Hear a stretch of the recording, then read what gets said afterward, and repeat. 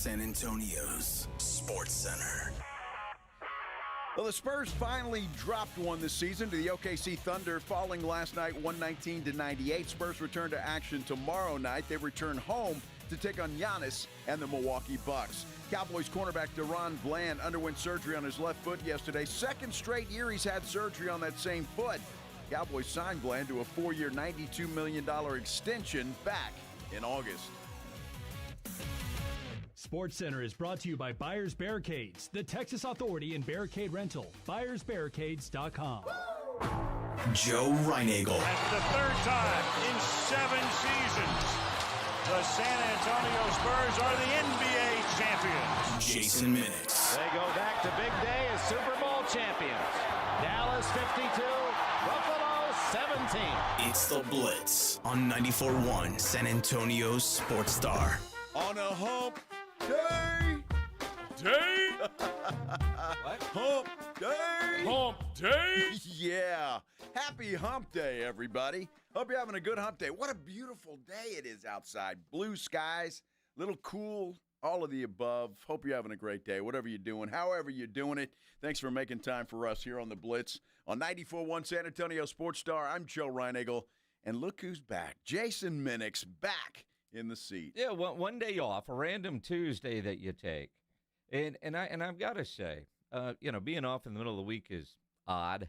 But I had things that I had to do, couldn't get out of. But I had some time to kill in the middle of the afternoon yesterday. Uh-huh. So I went to Costco. Oh, jeez.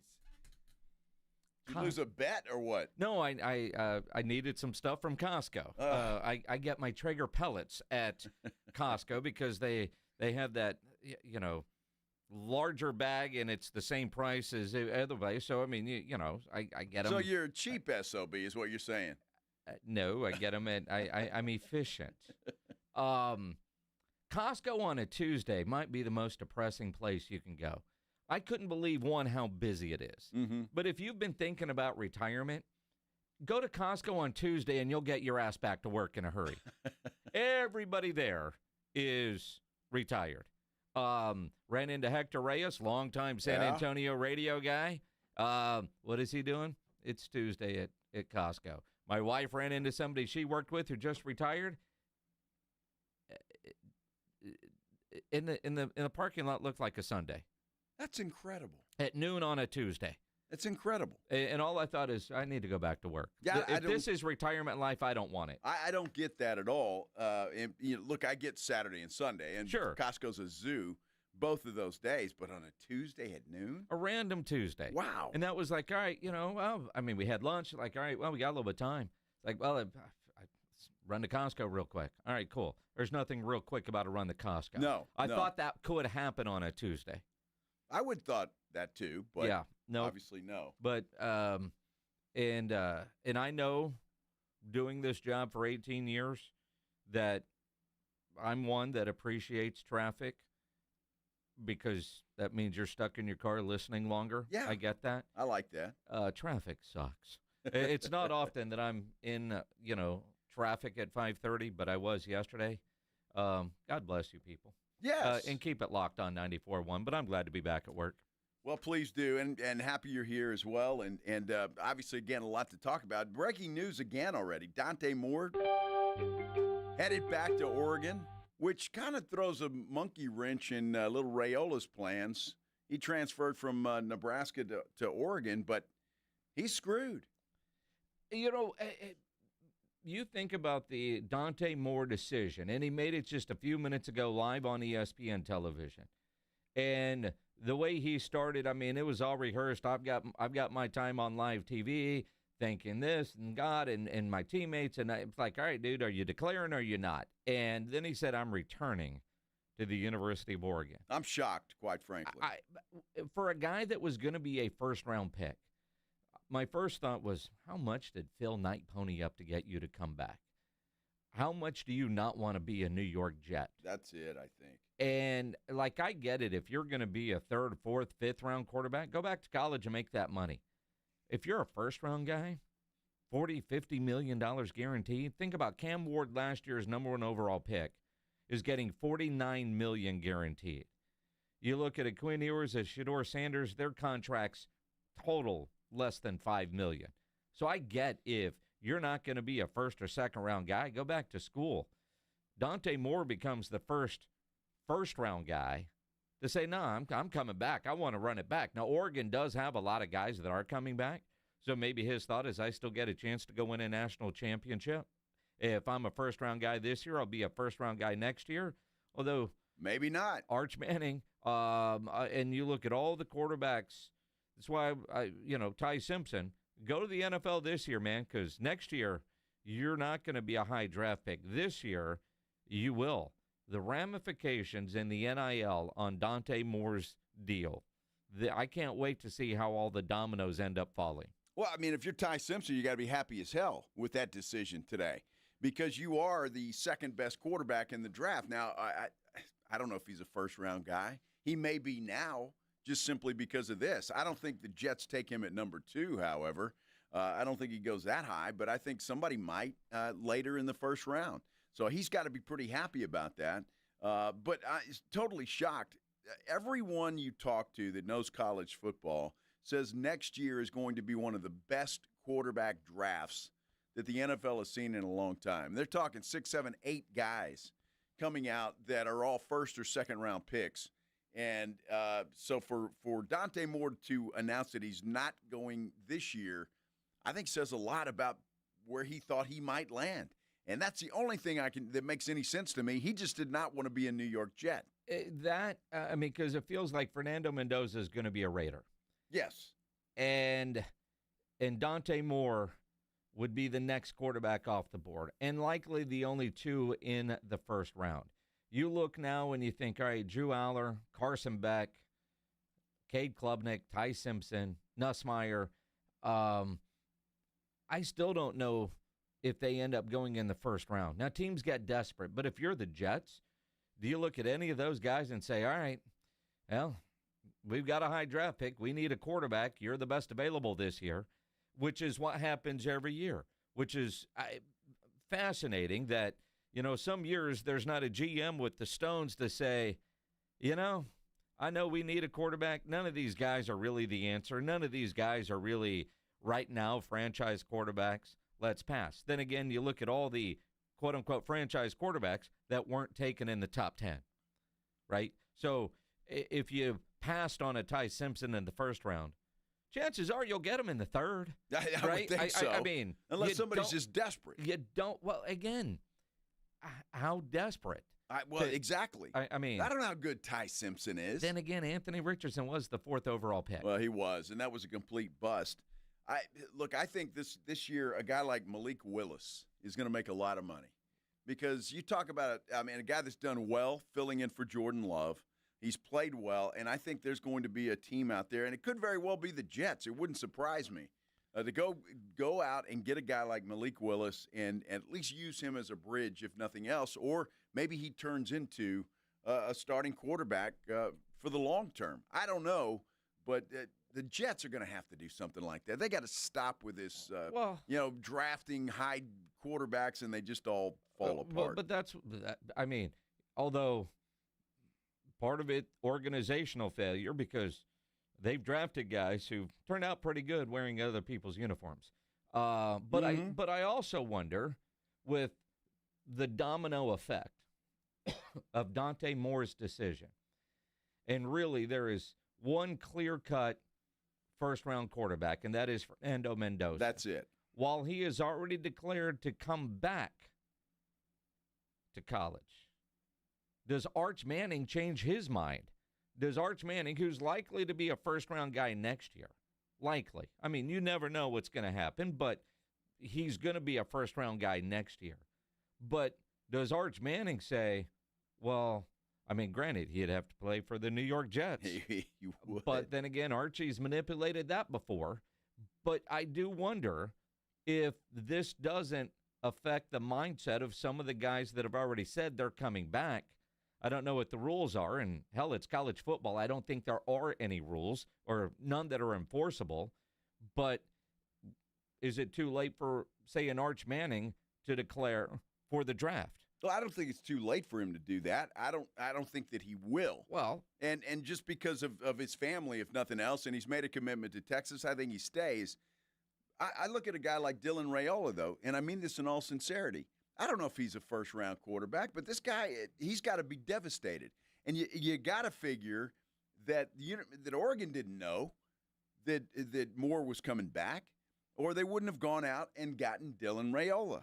Well, kind of like what we were talking about in the office. I mean, they went out and got Dylan. They ponied up the money to get or keep Dante Moore, but Raiola can sit behind Dante the way Dante sat behind Dylan Gabriel. When Dante Moore transferred to Oregon, he thought he was going to be the guy, and ultimately just stayed, and then got his opportunity. And now Raiola is going to have that opportunity. And it is weird because that deal is signed. So, although, can he just say, screw it, I'm leaving? I think he may have to go to the draft if he did that, and I'm not sure where he would be.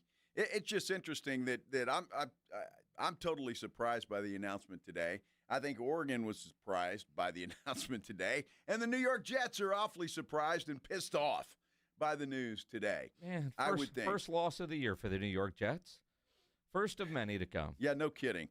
Now then there is T.J. Finley, who has committed to UIW. He is a 7-year player, and he's played for, 7 teams? LSU, yeah. Auburn, Texas State, Western Kentucky, Tulane, and Georgia State.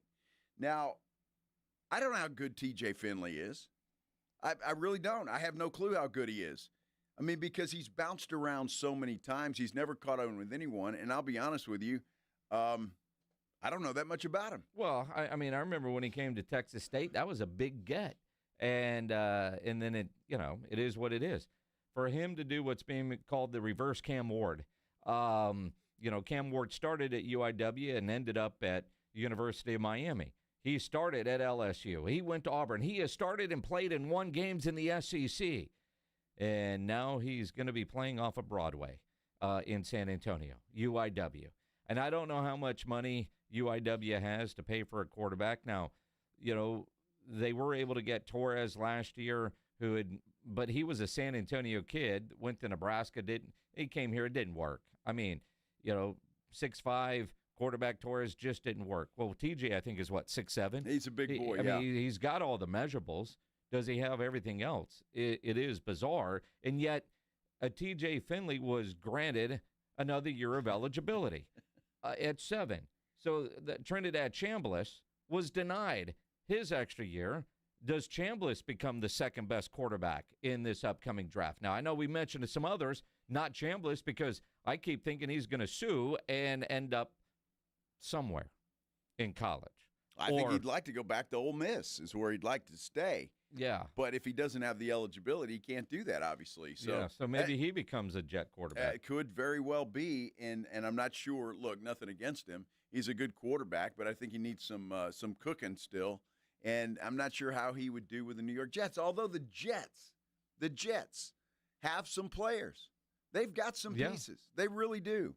But I don't know what it is about quarterbacks and going to the Jets. It just doesn't seem to work out. Same with Cleveland. But it's going to be interesting. And, again, it's just the wild world of college football that we live in. It's just weird. It is. Now, Franklin Bateo on our YouTube page, go to the San Antonio Sports Star YouTube channel, says UIW has had better quarterbacks than UTSA. Says a lot about the NIL money. I don't see it that way. They were able to get Zal Calzada. He played well. A guy that bounced around and needed to land somewhere. You look at what Frank Harris has done throughout his career. You could debate Owen. Obviously, Richie Torres last year did not work out for UIW. But the coaches over there and the offense that they run, they're able to go get guys. But UIW doesn't have the same kind of money to go spend. I mean, they're getting guys that are looking for a home that are getting passed up. And that's when you get guys that are coming back this way, that's what happens. No offense to UIW. I'd love to know what they're paying TJ Finley. I would like to know too, and I'm with you though. I don't think it would be an eye-popping figure. I just don't think it would be. No, I mean I'll text Clint, but I don't think he'll tell me. But I mean, but you look at some of the quarterbacks, and they have recruited great quarterbacks. I mean Eric Morris, G.J. Kinney, Clint Kello, those guys have recruited some great quarterbacks over the last 4 or 5, 6 years. They really have. Now, look, when it comes to Finley, though, I mean, and again, no disrespect to UIW, but obviously this young man doesn't feel like he's got a future in the NFL. No. And I say that because, look, number one, the competition he's going to go up against. Number two, he's played for just about every team in the country and hasn't stuck anywhere.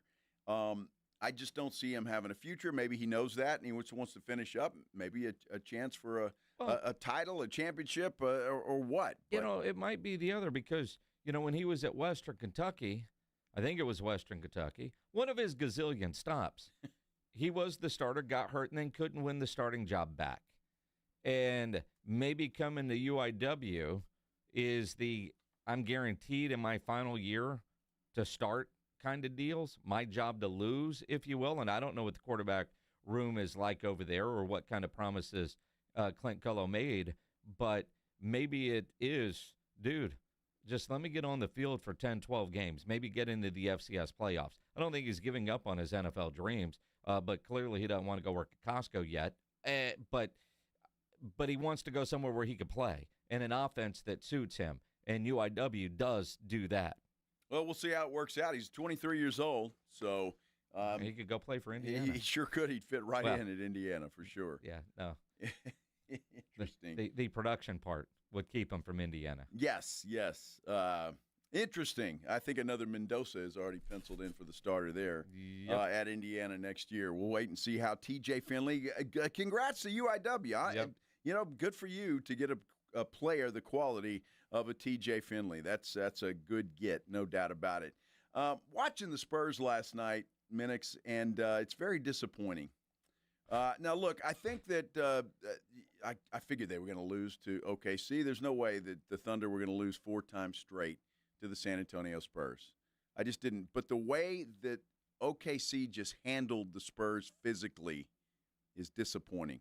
We're talking about it when we continue here on the Blitz on 94.1 San Antonio Sports Star. Injuries do happen, and when they do, you can skip the ER and get straight to the Ortho Now Injury Clinic by TSAOG Orthopedics and Spine. Ortho Now provides walk-in care for injuries like broken bones, dislocations, sprains, and strains, conveniently located in the Corey area with extended hours Monday through Saturday. They have on-site x-ray casting and bracing. In fact, Ortho Now has everything you need to treat your injury, but best of all, no urgent care or emergency room copay. So if you get injured, get to the Ortho Now Injury Clinic. Learn more online at tsaog.com. That's tsaog.com.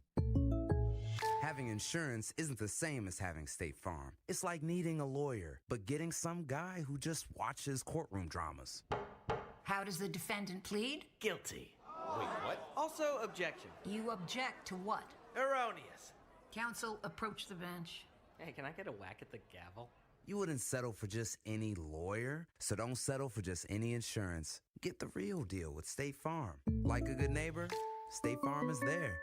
Do you owe $10,000 or more in credit card debt or personal loans? With credit card debt at all-time highs, Debt Relief Advocates is urgently notifying consumers of debt relief now being made available, designed to aid consumers with out-of-control credit card debt. Those who qualify and enroll for this relief program will only have to pay back a fraction of what they owe. This is not bankruptcy or a debt consolidation loan. This is a relief program that credit card companies would rather you not know about, as it ends your debt nightmare and saves you lots of money. Consumers owing at least $10,000 in credit card debt or personal loans can now take advantage of this debt relief as the cost of living skyrockets. Debt Relief Advocates has established a relief hotline for you to call to learn what debt reduction you may qualify for, so don't wait. For this free information, call the Relief Hotline at 800-888-5226. 800-888-5226. 800-888-5226. I remember brushing my hair and looking down and thinking, oh my gosh, do I have any hair left? I used to look at women with thick, beautiful hair and think, why doesn't my hair look like that? My thinning hair is making me feel so old. If you want thick, healthy, gorgeous hair, then you need hair volume from New Nordic. With clinically proven ingredients like apple extract, biotin, and millet, hair volume nourishes your hair follicles to promote thicker, healthier-looking hair. Say goodbye to shedding, thin, and dull hair, and hello to thick, healthy hair with hair volume. Since taking hair volume, the shedding has all but stopped. Now, instead of being jealous of other women's hair, I have friends who are jealous of mine. My hairdresser couldn't believe the difference in my hair. Now she's using hair volume too. Available as a tablet or delicious gummy, Hair Volume is available online at Amazon and NewNordicUSA.com, or find Hair Volume in the hair care aisle at your local CVS.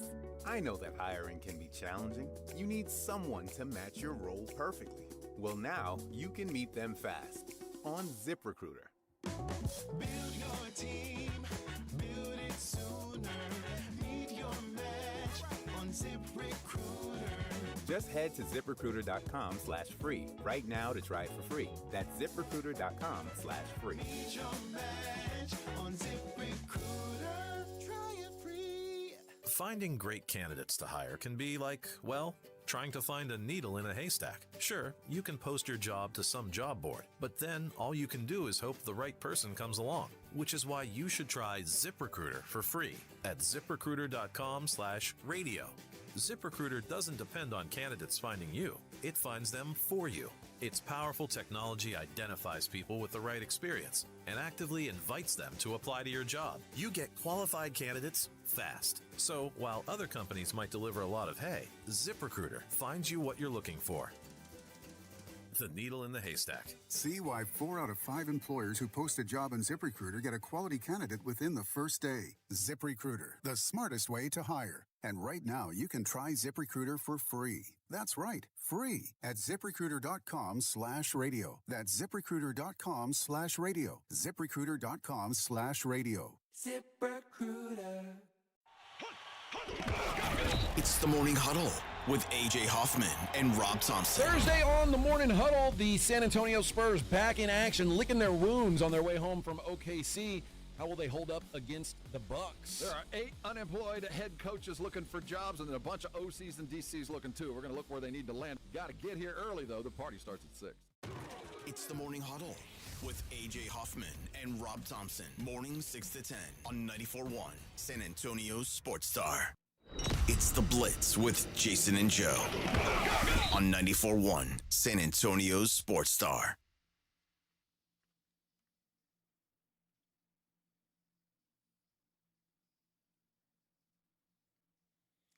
Always good to hear Olivia Newton-John. And physical, which is exactly what's been happening to the San Antonio Spurs lately, and they have not handled it well. This is the Blitz on 94.1 San Antonio Sports Star. I'm Joe Reinagle. He's Jason Minix. Spurs go down in a heap last night to OKC, 119-98. And it was an Oklahoma City team, obviously, that was desperate. They did not want to lose a 4th game in a row to the San Antonio Spurs. In the big scheme of things, I don't see it as a problem. You lose on the road after it's the last game of a road trip. I'm not upset by that. What I am a little concerned about, I'll be honest with you, is the way teams are playing the Spurs these days. They're getting really physical with them, and the Spurs don't have an answer for it. No, and I think that's the blueprint. If you get physical with the Spurs, you're going to win those battles. They are not a tough enough team. They cannot handle the physicality. Wemby even said last night the refs allowed too much. That was a little bit much tonight.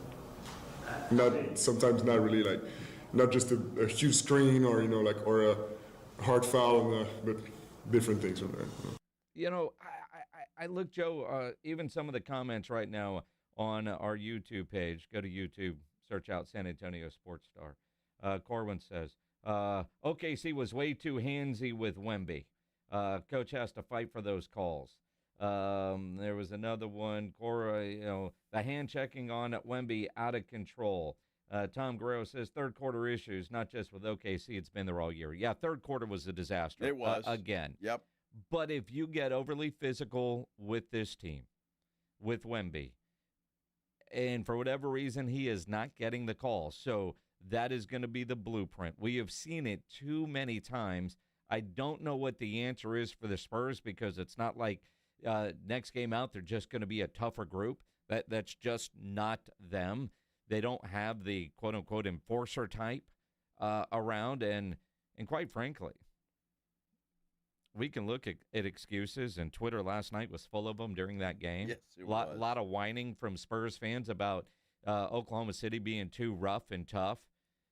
And not that they're wrong, because it was a physical game. Refs let it go. But my God, make a shot. Harrison Barnes, dude, has been in a slump. A lot of guys are continuing to struggle. It's not just Oklahoma City was too physical for San Antonio. Well, look, and you never know how a ref's going to call a game. And you got to be prepared for however they're doing it. And they don't whine that the refs are calling, they're letting them get away with too much. That's going to happen. There are going to be games that the Spurs are going to get every call. You guys watch basketball. You know that's the way it is. And I don't like this mentality, they're just picking on the Spurs, because it's just not true. It's simply not true. And the Spurs just haven't played well. We talked about this Monday. We talked about it yesterday. It's the dog days of the season right now, and it's a problem. Steph Castle had a good game last night. He was one of the brighter spots for this Spurs team last night. But there are guys that just aren't playing all that well. And when teams get up into the Spurs, it seems like they have a very difficult time, especially one Victor Wembanyama, who I thought was playing soccer last night because he looked like a Euro soccer player. Every time he got touched, he went, ah! Where's he from? Well, it doesn't matter. No, it does. He grew up with Dude, that. I tell you what, my gosh, man. He went what? Do the Spurs have a physicality issue? That is the poll question that producer James Pledger has just put up on our YouTube page. Go vote in the poll on the San Antonio Sports Star YouTube channel. Now, Mitch Johnson was asked how he thought Wemby handled the physical play from last night. Yeah, I think he held up good. You know, he finished the game. He played almost 28 minutes. Again, I think he could have been a lot sharper, as we all could have been. And great learning moments. But, yeah, it's just good to see him continue to string some games together and have some high moments and some learning moments. And we got to play. We got to walk this thing down and play each game. And, you know, at Boston, at Minnesota, and here is a heck of a road trip. And now we go home, and we got some good teams coming in there, and this thing doesn't stop. So you extrapolate what you need and what you can, and get the rest where you can and what you need to do to get ready, and stay with the current. Well, I mean, that's just it. It's the NBA season. It's going to keep coming. And if you're tired, that's just too bad. If you're worn out or worn down, that's too bad, because the next game's coming up. In fact, for the Spurs, they get Giannis and the Milwaukee Bucks in here tomorrow night. And look, the Bucks aren't playing all that well. They're really not, but it is still Giannis. And the guy's a pretty good player. So the Spurs are going to have to come to play. And I would not be surprised to see the Bucks, because that's what everybody's seeing on film, see that you can bully the Spurs. You can bully them. And I would imagine that's going to be the Bucks' game plan coming in here tomorrow night. And again, you look at all of the physical play in that storyline is there. De'Aaron Fox was only 5 of 9 shooting, 2 of 5 from 3. Wemby 7 of 15. Harrison Barnes 1 of 7. Champagnie 4 of 10. Keldon Johnson 4 of 11. Lindy Waters got in the game. He did. He was 1 of 5. 1 of 4 from 3-point range. I mean, Mitch Johnson said it best, man. They just weren't sharp. You know, we were not sharp tonight. The third quarter is what got away from us, but even the first half, it felt like there was a lot of, whether it felt like there were controllable moments, and then they obviously took advantage of them, they just pay, or just some uncharacteristic lack of game plan execution. And in the third quarter, obviously, is when they hopped on it and caught some separation. But I don't think we were very sharp from the beginning. You know what's interesting watching that game last night, Jason, was the fact that you could see it was a dogfight between the Spurs and OKC in that first half, and I'm like, this is going great. Spurs are in great position, and then it just seemed like OKC turned it up another notch, and the Spurs couldn't match what they were doing in that third quarter, and obviously that was the ball game. But again, I'm not disappointed that they lost last night. I assumed that they would, just because OKC's too proud of a team to lose 4 times to the same team in such a short amount of time. But the way that they're losing bothers me. It does. Well, although, and again, to your point, I wouldn't have picked the Spurs to win the game last night just because at some point you knew Oklahoma City was going to get a win. At some point, their approach was going to be different just because. But like every great coach, a loss like that, there is so much you can learn from it. I don't think we'll put too much stock in terms of this game being more weighted than the others or anything like that. I think it's January in the NBA. It's tough. I've said it before. You look around the league, and this is the month to test you mentally, physically, and emotionally. And these games will help us.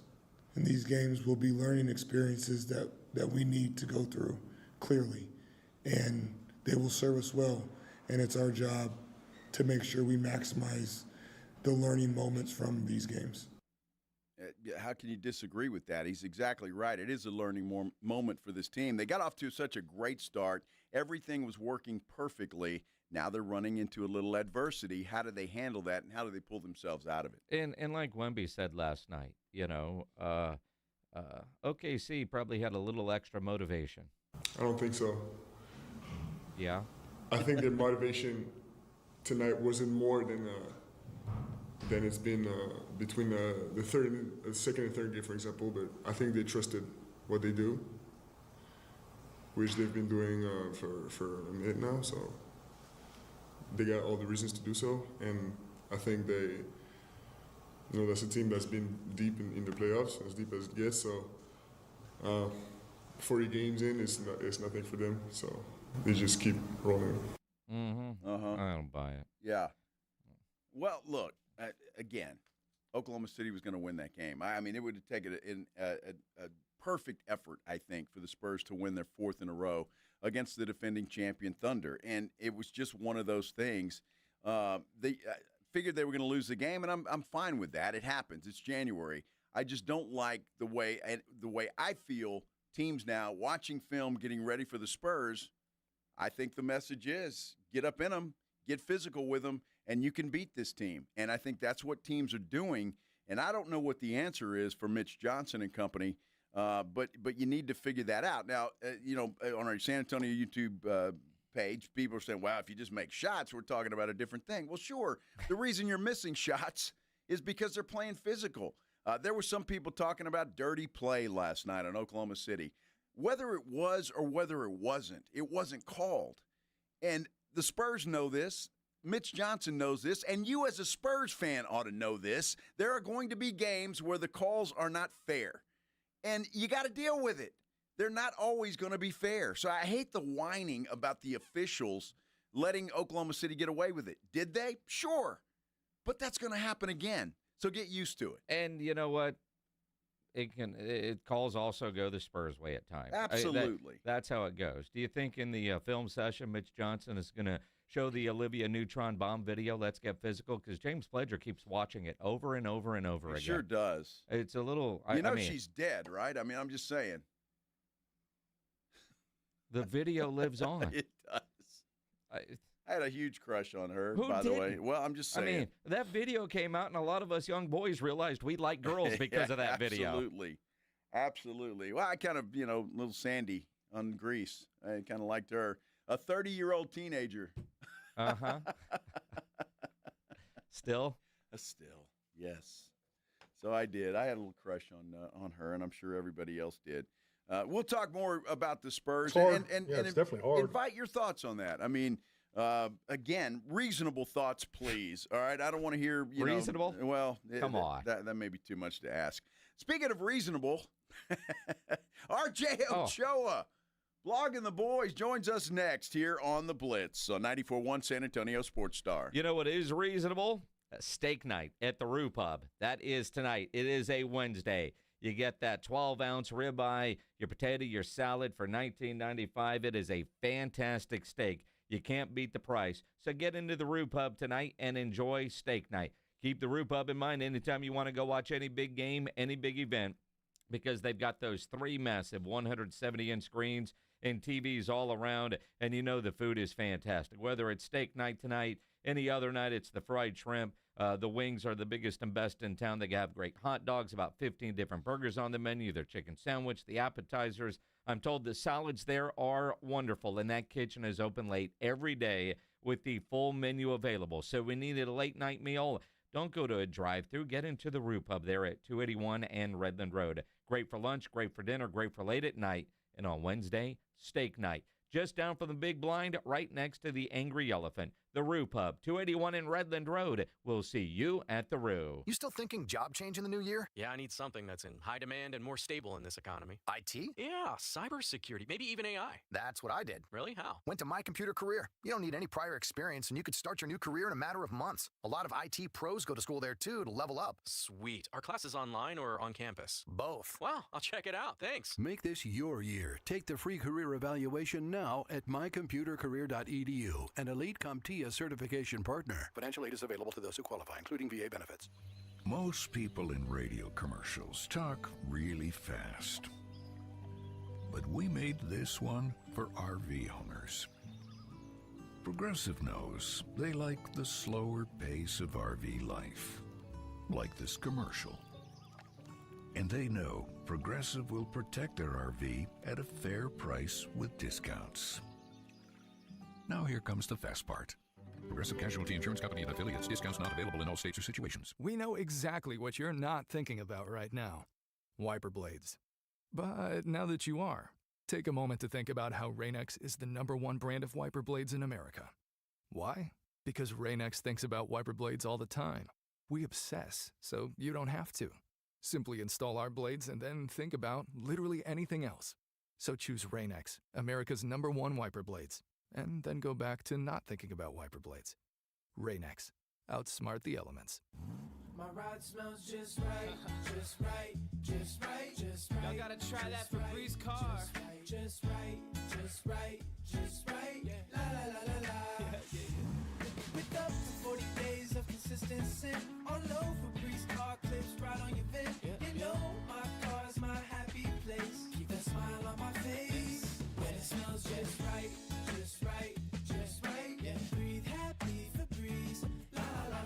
Running a business means wearing multiple hats. So if you're like me, you probably started out using your personal phone, taking client calls and texts nonstop. As my business grew, I needed something smarter. That's when I switched to Quo, the #1 business phone system. Quo works right on your phone or computer. No carrying 2 phones, no clunky landline, just one easy app you can try for free. Your team can share one number and handle calls and texts together like a shared inbox. Any teammate can jump into the conversation, so customers get faster responses. And Quo's AI assistant summarizes your calls and responds to customers 24/7, so you never miss a lead or opportunity. All this starts at just $15 a month. That's basically 2 coffees. You can even keep your current business phone number. Find out why 90,000 businesses trust Quo. No missed calls, no missed customers. Try Quo for free at quo.com/sports. That's quo.com/sports to try Quo free. QUO.com/SPORTS. Save on appliances at the Home Depot with up to $1,000 off, plus up to an extra $500 off select appliances like Whirlpool that can keep up with your busy routine. The Home Depot has Whirlpool laundry appliances with Fan Fresh. This feature fans and tumbles your laundry after it's done to help keep your clothes fresh until you're ready to grab them. Shop now and get up to $1,000 off, plus free delivery on select appliances at the Home Depot. How doers get more done. Free delivery on appliance purchases of $999 or more. Offer valid January 8th through the 28th. U.S. only. See store online for details. It all comes down to this, folks. Yep, the entire season is on the line. But my throat has officially thrown in the towel. Sounds like you need Vicks VapoCool drops. They're max strength and vaporize sore throat pain. Whoa! These VapoCool drops hit fast. Speaking of fast, did you just see that play? Yeah, he vaporized that ball. That pun should have come with a penalty. Vaporize sore throat pain with Vicks VapoCool drops. Use as directed.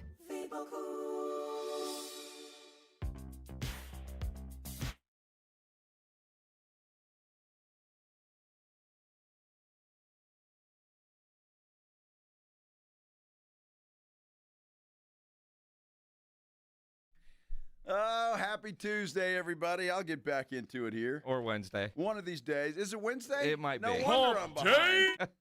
Unbelievable. Thanks for stopping by and visiting with us here on the Blitz on 94.1 San Antonio Sports Star. I'm Joe. He's Jason. And what's that other guy in the RJ Ochoa, That's right. bloggingtheboys.com on the Buyers Barricades guest line. RJ, we've talked about it some here on the Blitz. I know you've tweeted about it. The Cowboys doing what seemingly NFL teams do when saying they're casting a wide net, actually doing it. I don't know who the front runner is for becoming the next defensive coordinator of the Dallas Cowboys, but it certainly feels like Brian Schottenheimer has a lot more say this time around than last. Yeah, great to be with you guys. It feels I don't want to call anybody out, but we've all known someone who had a New Year's resolution, want to go to the gym more, you know what I mean? And then the 8th or 9th rolls around and they stop going. You know what I mean? It's like 8th or okay, 9th, yeah, you mean the 3rd. Yeah, exactly. And so my point is here we are. It's January 14th. They made it 2 weeks. You know what I mean? We're sitting here saying maybe you really are serious this time. Maybe you really truly are going to run that half marathon. I am still, and I think everyone reserves the right to not trust the Cowboys as far as they can throw them, but they have moved a few inches towards the adults table, so I will give them their props for that. Well, what I love about it, RJ, is the fact that it's guys that are coming in that don't have a tie to the Cowboys. They've never worked for the Cowboys. The interviews have been as such, and again, what Jason said, it appears to be Schotty calling a lot of the shots. I'm hearing from a lot of people, a lot of reporters in Dallas that, and I don't know this guy, all truth be told, Jim Leonhard is the early favorite. He works for the Denver Broncos at this point in time, defensive pass game coordinator and assistant head coach. Do you know anything about this guy? Not a ton, but obviously doing a lot of reconnaissance right now, and it feels kind of silly to do this, for 12 people when this job only goes to one. I will say that I partly love this because of what you said, Joe, that this is, a bunch of people who they don't know. And I'm a big proponent and a big believer in if this fails, if you give Brian Schottenheimer the reins to do it his way and he hires Jim or decides to go with, we're seeing him linked to Eagle staffers and Giant staffers. Okay, so what? I would rather see what he's got. I said when the Cowboys moved on from Kellen Moore, my biggest reason that I was excited about that was you could not have hired, and this is a different situation, but you could have not have hired Mike McCarthy, this offensive mind who made his chops on that side of the ball and never seen him call offensive plays. That would have been an absolute failure. And so if you want to find out whether you truly discovered the next great guy in Brian Schottenheimer, let him sink or swim, throw him into the deep end. I'm super cool with that. And even if Brian Schottenheimer doesn't know anything about these guys, the other reason I like this is, the Cowboys are never, and this is super simplistic, caveman-y, you two at the Root Pub just figuring this out amongst the locals. I don't know how, who's good. Let's go hire the guys from the good teams, right? They never do that. It simply is that simple sometimes, and I like that they're at least looking under that tree. Well, at the very least, talk to those guys and get a little intel. Right. Get to know them, whether you make the hire or not, as we visit with RJ Ochoa from bloggingtheboys.com. RJ, long-winded question here, so follow me because it involves black helicopters, right? Could the next coordinator already be in the building? And I'm talking about Aaron Whitecotton. And here's why. A couple weeks ago on Hard Knocks in season, it was Whitecotton's speech to his group made the show. Last night's episode, when they were discussing the Flus hire, the Hard Knocks camera zeroed in right on Aaron as Schottenheimer was telling the rest of the staff that they had decided to move on. And the reason I say that, those Hard Knocks cameras are catching a lot of conversations that will never make television, but there is a reason that producer and that director has now twice featured Aaron Whitecotton. Could he actually be the guy? Well, I'll answer this question in two ways. One, I'm actually scheduled to speak with Michelle Navarrete, who was one of the directors on Hard Knocks, tomorrow. So I'll definitely run the conspiracy theory by her and get back to you. But my 2 cents are that I doubt it. And look, this isn't fixed, right? Like, today is the 2-year anniversary of when this all became this, when we entered into this horrible timeline. But that being said, they do things where they make incremental small progress. I would say last offseason was kind of like that until they got back to being who they are with the Micah stuff. And if they do all this, if they look under all these rocks and in these corners and they explore different opportunities and whatnot, just to go with someone who was in the building, this has nothing to do with Aaron Wycott. That would be a galactic failure. And that would merit rioting in the streets. I mean, there's simply nothing that can he's friends with Quinn Williams. Is that like the biggest thing he has going on? And look, I'm not trying to be dismissive of Aaron Wycott. You want to keep him on staff. You think he did a good job. You want him to have a role. Okay. But ultimately that should still be up to the discretion of the new defensive coordinator and Brian Schottenheimer. So if that happens, we're going to be pretty pissed off. I think it's fair to say. All right, RJ, I got to ask you this question because since Eberflus was fired, the name that came up was Brian Flores. And I'm reading articles and everybody that the Cowboys got to do whatever they can do to get Brian Flores in here as the DC. Well, I'm thinking, Brian Flores isn't interested in being a DC somewhere else. He wants to be a head coach. And then Adam Schefter tweets out today that he's actually with the Commanders today interviewing for their defensive coaching position, defensive coordinator position. And so I don't know. Is there still an opportunity for the Cowboys to lure a Brian Flores to the Star? If I could commission Jason's Black Helicopters, I think that Brian Flores knows he's going to be a head coach. I think that Pittsburgh makes a lot of sense, but there are a lot of vacancies, right? There's 9 at the moment, and so it stands to reason he's going to get one of these jobs. I think interviewing for the Washington Commanders defensive coordinator job is posturing, is establishing some point of leverage for his agent or himself in negotiations when it comes down to the fiscal matter of whatever head coach job he ultimately does or does not get. But I think this is all just part of that game. I think this is all just part of, man, dude, your name hasn't been trending on Twitter in 2 days because all these other guys are out there. We got to do something to just get your name in the news to keep you hot right now. Washington will be the team that falls on that sword. I represent a guy in that building. They're cool putting it out there. You guys jump on Zoom for 15 minutes. You talk about how embarrassing it is that Dan Quinn still can't get it right. Well, and again, and there might be some to that, but as we go with conspiracy theories and back to the Cowboys, one, I don't think Brian Flores wants to deal with the 3-ring circus that Jerry leads. Sure. 2, when I look at the long list of candidates right now, I think all of them are safe hires for Brian Schottenheimer. In other words, he's not seemingly interviewing anybody that could ultimately replace him as head coach. That's one thing that Jerry has typically done is he's had a DC with head coaching experience because if he does move on from a head coach, he's got the replacement already in the building. None of the guys that are interviewing are a threat right now to Brian Schottenheimer. I think that's also a solid point.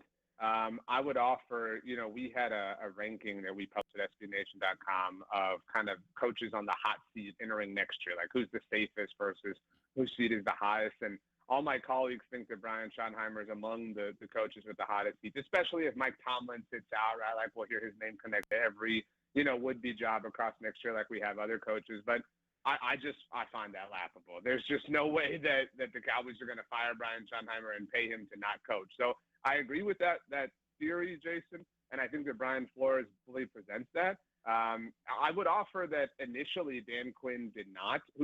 Look, we could talk about Matt Eberflus and Mike Zimmer and how they were head coaches, but they weren't of the same variety.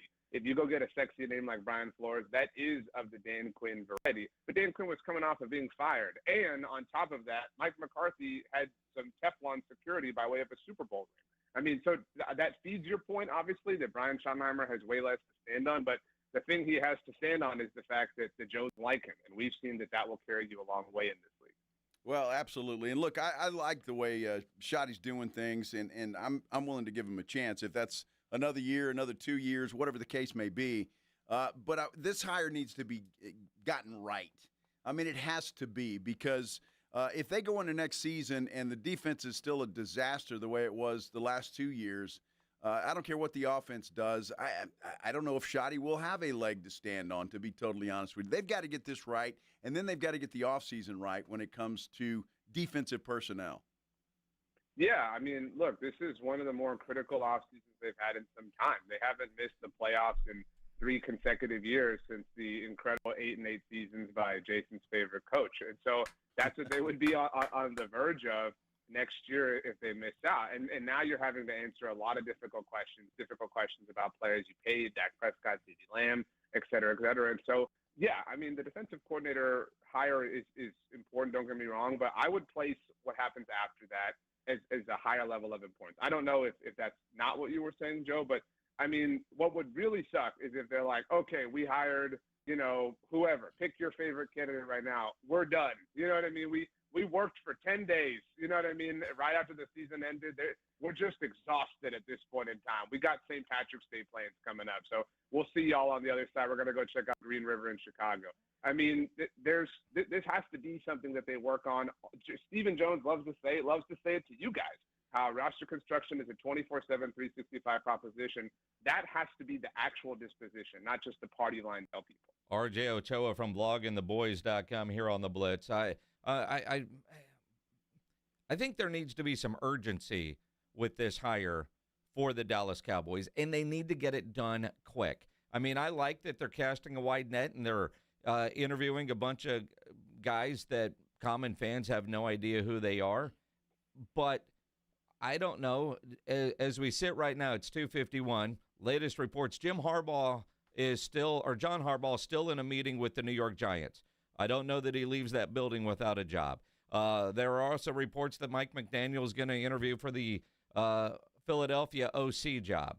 But 9 head coaches, which means there could also be 9 new offensive coordinators and defensive coordinators hired throughout the league. The Cowboys can't wait. If they knew who their guy is, I would rather them make that selection first than what's left after everybody else makes their hires.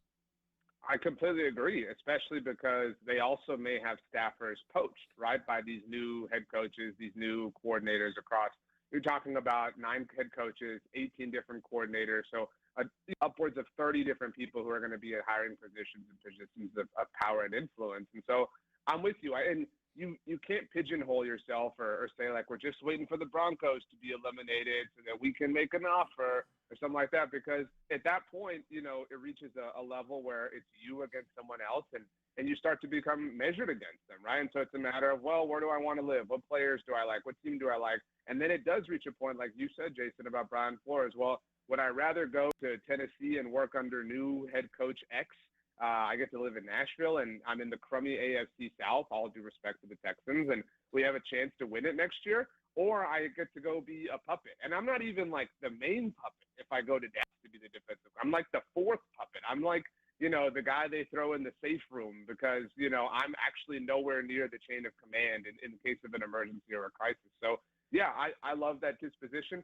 I also love that because, I mean, just do something. Do something that shows you have a plan. And I've said for literal years on this radio station and anywhere that I can be a mouth, I don't care what your plan is, even if I disagree with it, but commit to it. Put all your energy, all of your resources, all of your time, your momentum behind one idea. And if it fails, that sucks, but we can square in our minds that you chased something and it just didn't work out, as opposed to trying to tread water 24/7, 365. Well, all I know is the plan, and I'm not the smartest guy in the room, RJ, but I can figure this out. If the plan is not defense, and more defense this offseason, then they shouldn't have a plan. I don't want Jerry to get distracted by some shiny object in the draft, offensive player or whatever the case may be. It's got to be defensive-centered. And if it's anything less than that, I'm going to cry BS. I'll be on the bandwagon with you. They took a little bit of a hit today with Tim Moore returning to Oregon. I mean, when you're picking as high as 12, you want nothing but you want 11 quarterbacks, right? You want 11 quarterbacks to go to give you as many options as you can possibly have. You can make an argument that today the Cowboys had somebody snipe them. We have yet to find out who, obviously, but I'm with you. And that's why, like, the other thing is people are saying, like, oh, well, should they trade up? Should they do this? No, hell no. It's easy to forget. They don't have a second-round pick, and they don't have a third-round pick. And I know they're gonna get some of those precious comps that they love. They love you them. know, that extra order of fries because they were late getting your bag out to you when they told you to pull up to that spot in front of the window. But that means nothing at this point in time. They should trade back, if anything. And I'm with you. But I would also caution against doing nothing to the – I'm not saying that's your point. But, I mean, you cannot just assume the offense is going to be awesome next year because it was awesome this year. You know, regression of the mean happens all over the place, and it will probably come for the offense as well. You know, I mean, unless there's that stud left tackle. I mean, but I'm with Joe. Well, and where are you going to play Tyler Guyton or Tyler Smith, and Tyler Guyton? Like that factors into your decision making. Those are dominoes that have yet to fall. Yeah, but they've already spent first-round draft picks on those guys, and if those are busting, that's a problem. But imagine another one, Joe. Imagine another one. I get it, RJ, but who wouldn't want 3 PlayStations? Mike, why wouldn't you want that? Well, I don't want it because that defense was awful, just awful. And if you're going to do anything, even if the offense regresses a little bit, if you've got a defense, that can make up for a lot of wounds. And that defense that they had the last couple of years has just been terrible. And it's got to improve. I don't care how good your offense is. We saw that this year. Offense was pretty damn good. Didn't matter because the defense couldn't stop anybody. I don't disagree with you, to be fair. But I do agree with Jason and with you that they're going to get tempted. There's going to be somebody who they fall in love with that we're going to hear about. They just have eyes for somewhere on offense, and that's by design, right? I mean, it's an offensive-driven league. It's how, they keep people interested. All of a sudden, there's a romance between 2 of the main characters that you didn't suspect. This is reality TV at its finest. R.J. Ochoa. I think all 30 visits need to be defensive guys. Don't tempt yourself to fall in love. That will be the trick here. Yeah, I mean, look, we talked about people who are still at the gym on January 14th, so good for them. Don't go into the drive-thru because they'll make you pull up and they'll put that extra order of fries in your bag as an apology. Just go get a salad. Just drink a protein shake. You know what I mean? Just eat ice. You know what I mean? Do what you can. You've made it 2 weeks. You only have 50 to go. Wow. R.J. Ochoa was spending way too much time this January in the drive-thru window and clearly frustrated by some recent ordering. He's probably also one that would go to the gym on Valentine's Day just to make sure who is actually single or not. That's not my move. I'm just, I'm out here addressing the Cowboys through the prism of the world. That's my move. I hope that this is the year that things are different from them, and I'm happy to see that right now they incrementally are. But I've burned my hand on this stove too many times. All right, let me ask you. Next Wednesday when we talk on the 21st, will the Cowboys have a new defensive coordinator? Yes, because I think the Buffalo Bills are going to beat the Denver Broncos. And I think the Houston Texans are going to beat the Patriots, which would put the AFC Championship game in Houston. Well, that's very emotional of you, RJ. How's that emotional? Well, it's all emotional. I've got no skin in this game. It's emotional. I mean, it's all it is. Joe, you said you weren't the smartest guy in the room. I'm not here to agree or disagree with that, but I'm here to say you're the most handsome. At least you got that going on. How's Love Island going, RJ? It's what I want to know. That's never been my thing. RJ Ochoa from bloggingtheboys.com. Make sure you follow him on Twitter at RJ Ochoa. You can send him DMs for an update on whatever the hell Joe asked about. I don't know. He's a reality TV savant. RJ, appreciate you, man. Yeah, thank you, RJ. RJ Ochoa on the Buyers Barricades guest line, where they provide traffic control, rental, and sales for San Antonio and beyond online at buyersbarricades.com. You know what I love about this country, Minix, is the fact that you're never too old to do anything, including stealing and pleasuring yourself in public. What? We're talking about it. We continue here on the Blitz on 94.1 San Antonio Sports Star. Yeah, and, playoff games this weekend, including Houston in action. Look, it's playoff time. You want to add a little more excitement and fun watching all these games. Underdog is the best place to get in on all the gridiron action where you can make your picks and win money right now in Texas, and it's easy. Pick whether your favorite players are going to go higher or lower on stats like touchdowns, passing yards, rushing yards, receptions, that sort of thing. Get them right, you can win up to 5,000 times your cash. So you think about how great that Houston defense is. Look at some of those Patriot players, higher or lower. Houston tends to keep guys lower. Something to look for. Turnovers, certainly something to look for. So what are you waiting for? Download the Underdog app today. Use promo code STAR to score $75 in bonus entries when you play your first $5. Promo code STAR at Underdog. Make picks, win money. Must be 18 plus and present in Texas. Terms apply. See assets.underdogfantasy.com/web/play and get terms _DFS_.html for details. Concerned with your play? Call 1-800-GAMBLER or visit ncpgambling.org. Taking you home with the Blitz. Afternoons 2 to 6, KTFM Floresville, and everywhere at sasportstar.com. I know that hiring can be challenging. You sort through tons of resumes and you get too many so-so applicants. You're just waiting for someone to match your role perfectly. Well, now, there's a place where you can meet them fast. ZipRecruiter. Need to hire right away. Start your search for strong candidates. The right fit awaits. Build your team. Build it sooner.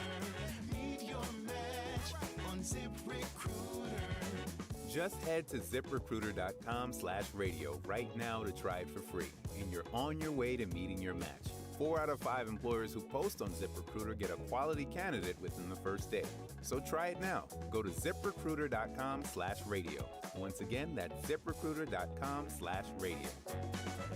Meet your match on ZipRecruiter. Try it free. Let me ask you a question. Is your roof ready for anything? Well, Stevens Roofing, a locally owned company, has been serving our community for decades. Whether it's a commercial project or residential, or repairing your old roof, or maybe installing a new one, they've got you covered. And now Stevens offers solar. Stevens Solar Solutions can save you money and energy. Stevens Roofing, quality craftsmanship, solar solutions, and local expertise under one roof. Call 210-785-0994 or go to stevensroofing.net. Progressive knows there are some surprisingly expensive things in life, like rugs. People say a rug would really bring the room together. And sure, you don't know what that means, but it sounds important.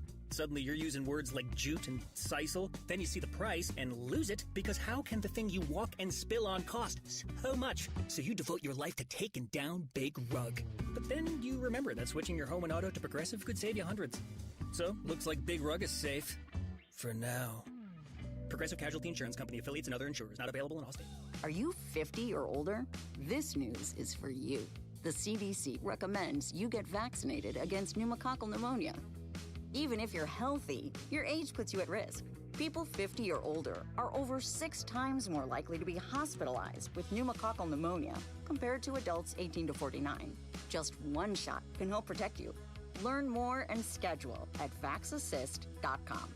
That's VAXassist.com. Sponsored by Pfizer. Joel, I've invented the perfect exercise machine. It's practical, efficient, and fits in any home. I give you the Row and Go. Ta-da! It's a rowing machine that connects to your toilet, so you can row and... Stop. Folks, at Quarter Moon Plumbing, Heat, and AC will help homes stay in tip-top shape. Call Quarter Moon 651-5899. Quarter Moon Plumbing, Heat, and AC, 210-651-5899. License number M16004, TACLA 141074E. Kohl's new clearance markdowns are intense. Up to 70% off is the kind of deal that'll leave you feeling stunned and make you whisper things like, "Where have you been my whole life?" to a cardigan. Just take a deep breath, steady your cart, and try to act normal. But it's not possible. The savings are just too good. Shop new clearance markdowns now, in-store and online at Kohl's. Select styles, some exclusions apply. See store or kohls.com for details. San Antonio's Sports Center. Well, the Athletics' Diana Rossini is reporting that the Cardinals have requested an interview for Houston Texans defensive coordinator Matt Burke for their open head coaching position. Texas Longhorns have finalized a deal to hire Georgia Tech defensive coordinator Blake Gideon as their defensive pass game coordinator and secondary coach. Gideon, a former All-Big 12 safety for Texas, returning to Austin. Sports Center is brought to you by Buyers Barricades, the Texas Authority in Barricade Rental. BuyersBarricades.com. Joe Reinagel. That's the 3rd time in 7 seasons the San Antonio Spurs are the NBA champions. Jason Minix. They go back to big day as Super Bowl champions. Dallas 52, Buffalo 17. It's the Blitz on 94.1 San Antonio's Sports Star. On a hump day. Hump day. Hump day. Hump day. Yeah. Happy hump day, everybody. Hope you're having a good one out there. Whatever you're doing, however you're doing it, we just appreciate the fact that you stopped by here to listen to us for a while. We appreciate that. I'm Joe Reinagle. He's Jason Minix. And how's your hump day, Minix? You know, it's a solid Wednesday. Solid hump day. Solid hump day. Not bad. I mean, it's a beautiful day. At least it was when we came in the studio with no windows, but a little windy. Yeah. Actually, kind of a lot windy. So my front door camera, you know, with one of the flags or bushes is swaying too much, it picks it up. So I'm getting all these alerts from it. It drives me nuts. Well, but you know, it is what it is. Well, I have so the same probably thing a little windy. I've got motion detection lights in my backyard. So when the wind blows like this at night, especially, those will come on. You think, well, who the hell's in my backyard? Mm-hmm. You got to go out there and look. You got to go look. It fooled me a couple of times, and I realized it's just a tree. See, and now you're going to get all complacent. Now it's just a tree, and that's when the guy's back there. Then Michael Myers is going to appear around the corner. Exactly. You'd wet yourself. I would, and poop myself, too, I'm sure. Goodness gracious. You can't kill that guy. It's obvious. If you watch the Halloween movies, he doesn't die. Never. Unbelievable. Never. Spoiler alert. Most people have seen Halloween, right? Well, yeah. You can't talk about the latest Landman. No, I can't do that, and I won't do that. I don't know how many people haven't seen it yet, but. What is the rule in today's world? Because nobody watches TV live outside of a game.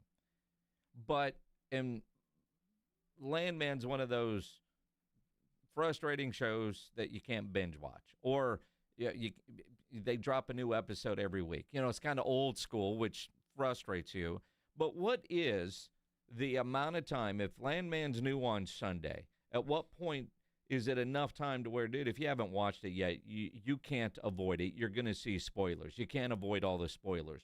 Has there been a standard time frame? Like, all right, Monday you can't do it. Tuesday, is Wednesday a day where by now, if it's a priority in your life, if you give a damn, you've probably carved out an hour to watch Landman? What is the standard protocol in today's world? I don't know if there's a standard protocol, Minix, but I would say I'd give them until through Wednesday. Now, by tomorrow, we can be talking all about what happened in the last episode. But I'm going to give them through today, tonight, and then tomorrow morning it's open season. If you haven't seen it by then, that's your problem. Because it's one thing to talk about it on a radio show like this, but, you know, I saw some people just hammering people for posting about it on Facebook. Like, why would you do that? You know, like, my goodness, like, you have just committed the cardinal sin. And now, I know this is awful to say it this way, but I assume, especially if you're listening to this show, you're a lot like me. Monday night, I wasn't watching Landman. I'm watching football. Last night, I'm watching the Spurs. Tonight, I could watch Landman. Now, yesterday, I was able to actually watch Landman prior to the Spurs game because I was home early because I was off yesterday. But normally, tonight would be my Landman night. That's what I'm saying. So you give people till, Thursday morning. Yeah. To take care of that, and then you're good to go. So tomorrow we can talk all about it. All right. And if people haven't seen it, then, well, that's too bad. All right. Well, and honestly, if you know if there is a defined protocol that I'm not aware of, you could tweet us, put it in the chat there on YouTube, because it is kind of one of those weird things because nobody watches. Everybody has different services. Some people don't watch Landman because they don't want to subscribe to yet another app. But what is the protocol? You know? Well, we're making it up as we go because I don't know. And so I'm going to put it out there. You've got till Thursday morning. After that, all bets are off. So you're thinking 72 hours is enough. Well, just because of what you said, Monday night's football, Sunday night's football, you're watching football. You're not watching Landman unless you stay up late after the game and do it then. But then you had the Spurs last night, so that was a priority. Had to watch that. Not sure why, that's the way it turned out, but I did every second of it. And so now tonight is your night. Go home and get caught up. Well, and yeah, so I would say that because even if there's something you'd watch tonight, I don't know if the Chicago's are Wednesday, Fire, PD, that sort of thing, but who watches them live? You wait till they're on the DVR.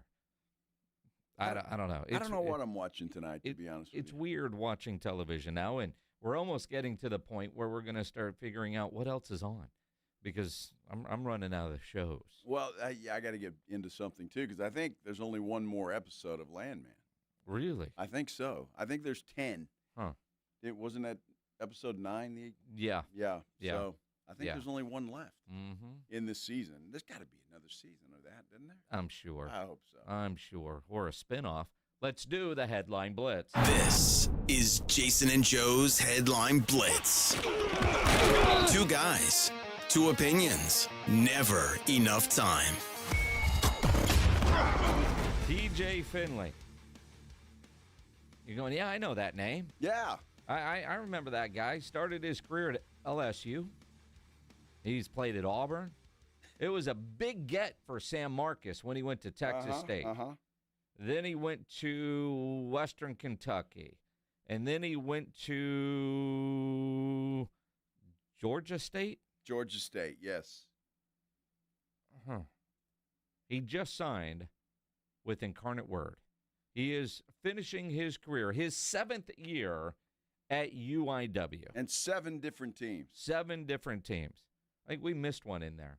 Well, you talk about a guy that's just he's a gypsy. He's Lane Kiffin as a player. Well, Lane Kiffin gets paid. Well, true. This guy's probably getting paid, isn't he? And no offense to UIW. Tulane's the one you missed. Oh, Tulane's the one I missed. Yeah. I mean, I wonder if he can remember all of his stops. Probably not. I wonder if he can name all of the guys that were in his quarterback rooms. No. All right.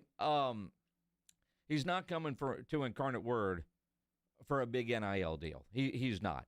The only reason I could see a TJ Finley coming to UIW is because the coaching, the offense, and a chance to play. This is 100% his opportunity to get on a field, compete, try for an FCS playoff bid, maybe an FCS national championship. And if he has any kind of professional aspirations, whether it's the NFL or the UFL, what that guy needs is a starting role against good competition, and he'll have that with good coaching, which he'll have, and a chance to get great tape. To me, this is his last chance. He's not going somewhere where he may or may not be the starter, and I don't know what Clint Cullen promised him, but if he can't win the starting job at UIW, might be time to start thinking about a real job. Yeah, LinkedIn, my friend. Yeah. Get your resume together. So to me, as it's being described as the reverse Cam Ward route, you're coming here for a chance to play. At the very end, with his measurables, if he has a great year at UIW, somebody will give him a look-see. We'll see. We'll see. We thought that last year, too, with UIW. They had a little bit of a disappointing season. Yeah. Because they were the favorites to win their conference and certainly make a run in the playoffs. And, well, that didn't happen. But, that's football. That's the way that it goes. And, again, they brought a quarterback back home because Richie Torres from San Antonio was at Nebraska, came back home. It just didn't work for whatever reason. He had all the measurables. It just didn't work. Just didn't work. Maybe it will be different for TJ Finley. Maybe. We'll see. I just hope that TJ is not a soft athlete, because if he is, Tom Brady would like a word with him. Well, this is what I love about Tom Brady. He's like one of those old guys, back in my day kind of guy. And, yeah, he was on a podcast talking about these kids today not being able to handle criticism, and they're soft. And to a large extent, that's true, although there are exceptions to that rule. It's not doesn't apply to everybody, but there's a lot of those that are just, a little pansy. He said we're just unwilling to take criticism for lack of performance. Yes. Why do we allow this with parents? Why do we allow it in schools? Why do we allow it with coaching? blah, blah, blah. I mean, yeah, Tom Brady, that's why Joe Ronango loves him. He's a get-off-my-lawn clubhouse leader. He absolutely is. And what I love about Brady is that he's a good father. Not so good at the marriage thing, but he's a good father. So we're a lot alike. You're relatable. You relate exactly. to him. Yes. Makes exactly all right. that TV money? Absolutely. Well, I didn't make quite that much, but, goodness gracious. But he's right in a lot of ways, and you see it everywhere, and I hope it changes to some extent. And I think it has in a lot of ways. I watch my kids raise their kids, and they don't get away with everything. They get away with a lot, but not everything. How often do you call one of your kiddos and be like, really? Well, only when they're at my house. Okay. And, I let them get away with a lot, but there are times where I'll say, hey, that ain't happening. Uh-huh. I got rules. And they're like, what is that no word, Grandpa? Yeah. What is that rules. no word? I got rules. Uh-huh. Sure you do. Uh-huh. There are rules in society. Sure. And you're almost at the age where you could get one of those fancy jobs at the supermarket sampling products. Uh-huh. I think it'd be a good job, especially the alcohol. But I'd be drunk by noon. Well, I mean, what else would be new except for you'd be on the clock? I mentioned yesterday afternoon I went to Costco. Yeah. It was awful. On a Tuesday, I couldn't believe how busy it was. And that's where all the retired, that's what retired people do is go to Costco on a Tuesday. But they still have samples. Do they really on Tuesday? On a Tuesday. Wow. They still had samples. Well, there's a guy. I feel like Chris Collinsworth. Here's a guy. Here's a guy. Was this in Maine? This was he's a Maine man. Yeah, it's Orland, Maine. I guess is where it is. I don't know where the hell that is. Orland, wherever it is. The Bangor Daily News. So I'm guessing Maine. I think that's what this dude was doing to a watermelon or something. I don't know. Well, I mean, he had a job at a supermarket. Uh-huh. Police did not identify the supermarket, the Bangor Police Department in Bangor, Maine. But they said this dude, he's one of those vendors that does free samples. Well, they saw him on security. The security people did. They got a fancy name for their security people, the loss prevention team. Were watching him on the surveillance videos there in the store, and they realized he was stealing stuff. So while on break, he was stealing, right? He was putting stuff, I guess with the sample so he could steal it from the supermarket. But the loss prevention team, they were on him, and they were watching him. And while he was doing his samples, they also realized he was pleasuring himself inside the supermarket. What, was he stealing Viagra? No. I don't know what was going on. How could he do that? He's 74. Well, it was some sort of drink samples. I'm just curious. There's a lot of details that were left out here. Thank God. And the story even says that. There aren't a lot of details, so I can't say for sure if this was indeed a random event. Well, let's hope so. I've never been to Costco where they're handing out samples and seen anybody pleasuring They didn't say this was a Costco. No, it was not, but I'm just saying that's the only place I go where there's samples. I guess H-E-B's doing that too now. Everybody does. Sam's Club, everybody does samples. Does it say if it was near the cream corn or not? He was giving out drink samples, Pledge. Drink samples? It doesn't say what kind of drink. Could have been an energy drink. It could have been. It could have been. Well, I'm glad the police are on top of this, and the loss prevention people at the supermarket were on top of it as well. You just can't have it. Nobody wants to see that. I don't think. Maybe in Maine they do. Who knows? If you're on the loss prevention team, that's not what you're expecting. If you're going to some place that requires a paywall, that's what you're going there for. But clearly that's not the case. It's also interesting. He was concealing items. That was their way of saying that he was stealing. He's been charged with indecent conduct and theft by unauthorized taking. What does that mean? Theft by unauthorized taking. He'll spend a night in jail, pleasure himself. He'll be home tomorrow. No problem for the old dude. Twice in one day? Well, modern medicine. Candy Lee. See? Jerry knows. It's hard. Yeah, it's definitely hard. Hey, Indy Kalu is scheduled to join us here at about 3:35 or so. We missed him yesterday, but he's going to come on today. We'll talk a little Texans football, and I'm sure he's had some really nice dreams after that game on Monday night with that defense the way that it was. So we'll talk to Indy Kalu coming up about 3:35. In the meantime, I was forced into this. We have to listen to a Hard Knocks audio clip. Yeah, you were forced. About the Dallas Cowboys. You're forced. We'll do that when we continue here on the Blitz on 94.1 San Antonio Sports Star. Hard Knocks. It's fantastic. This series was awful. But, there was some good stuff coming out of it. Always great stuff from Sammy's Embroidery and Printing down on San Pedro. You need your logo on any kind of gear, make sure you go see Sam over there at Sammy's Embroidery and Printing, especially winter gear. We know it's going to get cold. We know the rodeo is right around the corner. So if you need your logo, whether it's your business logo, group logo, organization logo, whatever it is, get in and see Sam. You need that logo on a nice jacket, half-zip, hoodie. Sam's got the entire winter line on display right now in his showroom.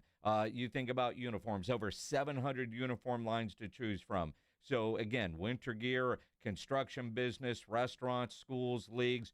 Sam, uniforms for all kinds of industries. Go see Sam. You need caps done. Sam has over 25,000 caps and more than 75 color combinations on display in his showroom. And he's got all the popular cap brands like the Richardson 112 style trucker caps, Katie caps, Nike, Cap America, to name a few. He's got all the big name brands, including Tommy Bahama, North Face, Eddie Bauer, Under Armour, Nike, Travis Matthew, Port Authority, to name a few.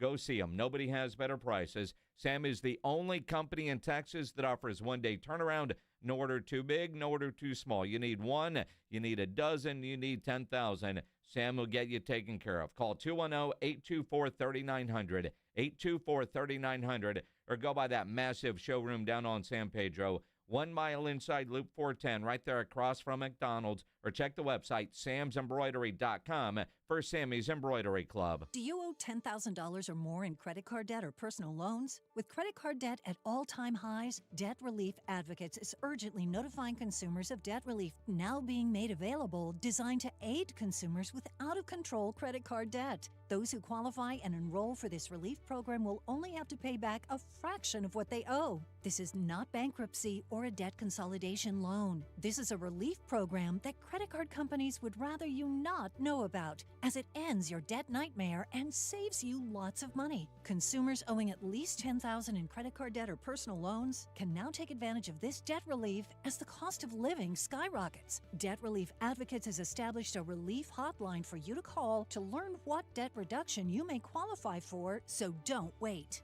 For this free information, call the Relief Hotline at 800-888-5226. 800-888-5226. 800-888-5226. Quiet down, here she comes.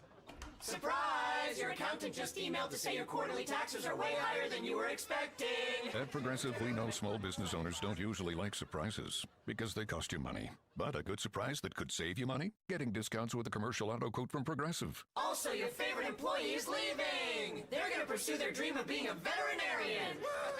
Surprise yourself. See if you can save in as little as 8 minutes at ProgressiveCommercial.com. Progressive Casualty Insurance Company and Affiliates. Discounts not available in all states or situations. It's impossible to have a bad day when you started with Chick-fil-A. Hi, I'm Miles. And this is Grant. And the little thing we love about the Chick-fil-A chicken biscuit is how the fluffy, crispy goodness wakes us up in the morning. The chicken is crispy, the biscuit is soft, it's iconic. Throw some jelly on it, you can throw some honey on it. It helps me kick off the day. The hash browns are great. And I really like the shape of them too. Little circles of crispy goodness. Yeah, those early morning chicken biscuits are just great, man. Mornings are a little bit brighter with the Chick-fil-A chicken biscuit and Simply Orange Juice. Available on the Chick-fil-A app. Real guests paid for their testimonials. This is the story of the one. As an HVAC technician, he and his digital multimeter are in high demand. So when a noisy office HVAC turns out to be a failing blower motor, he doesn't break a sweat. With Grainger's easy-to-use website and product information, he selects the product he needs to keep everything humming right along. Call 1-800-GRANGER, click Grainger.com, or just stop by. Grainger, for the ones who get it done. Running a business means wearing multiple hats. So if you're like me, you probably started out using your personal phone, taking client calls and texts nonstop. As my business grew, I needed something smarter. That's when I switched to Quo, the #1 business phone system. Quo works right on your phone or computer. No carrying 2 phones, no clunky landline, just one easy app you can try for free. Your team can share one number and handle calls and texts together like a shared inbox. Any teammate can jump into the conversation, so customers get faster responses. And Quo's AI assistant summarizes your calls and responds to customers 24/7, so you never miss a lead or opportunity. All this starts at just $15 a month. That's basically 2 coffees. You can even keep your current business phone number. Find out why 90,000 businesses trust Quo. No missed calls, no missed customers. Try Quo for free at quo.com/sports. That's quo.com/sports to try Quo free. QUO.com/SPORTS. Listen to 94.1 San Antonio Sports Star on your Amazon or Google smart speaker and just say, Alexa, play 94.1 San Antonio Sports Star.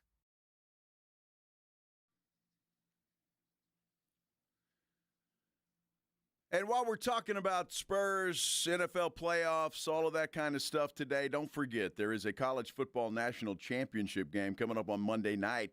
And the Blitz is going to be live at the Rue Pub. Of course, there's no better place to watch big events than the Rue Pub. 3 massive TVs over the bar, TVs all over the place, not a bad seat in the house. Join us for the Blitz broadcast beginning at 2 o'clock at the Rue Pub, Monday, 281 in Redland Road. We get you pre-gamed up for the national championship game. And think about that. A lot of people are going to be off on Monday. Spurs play at 4 o'clock in the afternoon. That's right. So you're going to have a Spurs game on leading into the national championship game. And might as well be at the Rue with us. Might as well. Might as well drink beer in front of us. Absolutely. Make fun of us for not being able to drink beer. Work. I'm telling you, it's unbelievable. Looking forward to being at the Rue Pub. I'm looking forward to the college football national championship game. I'm one of those that I think Miami can hang in there for a little while with their defense and be okay. What day is it? Hump day. Okay.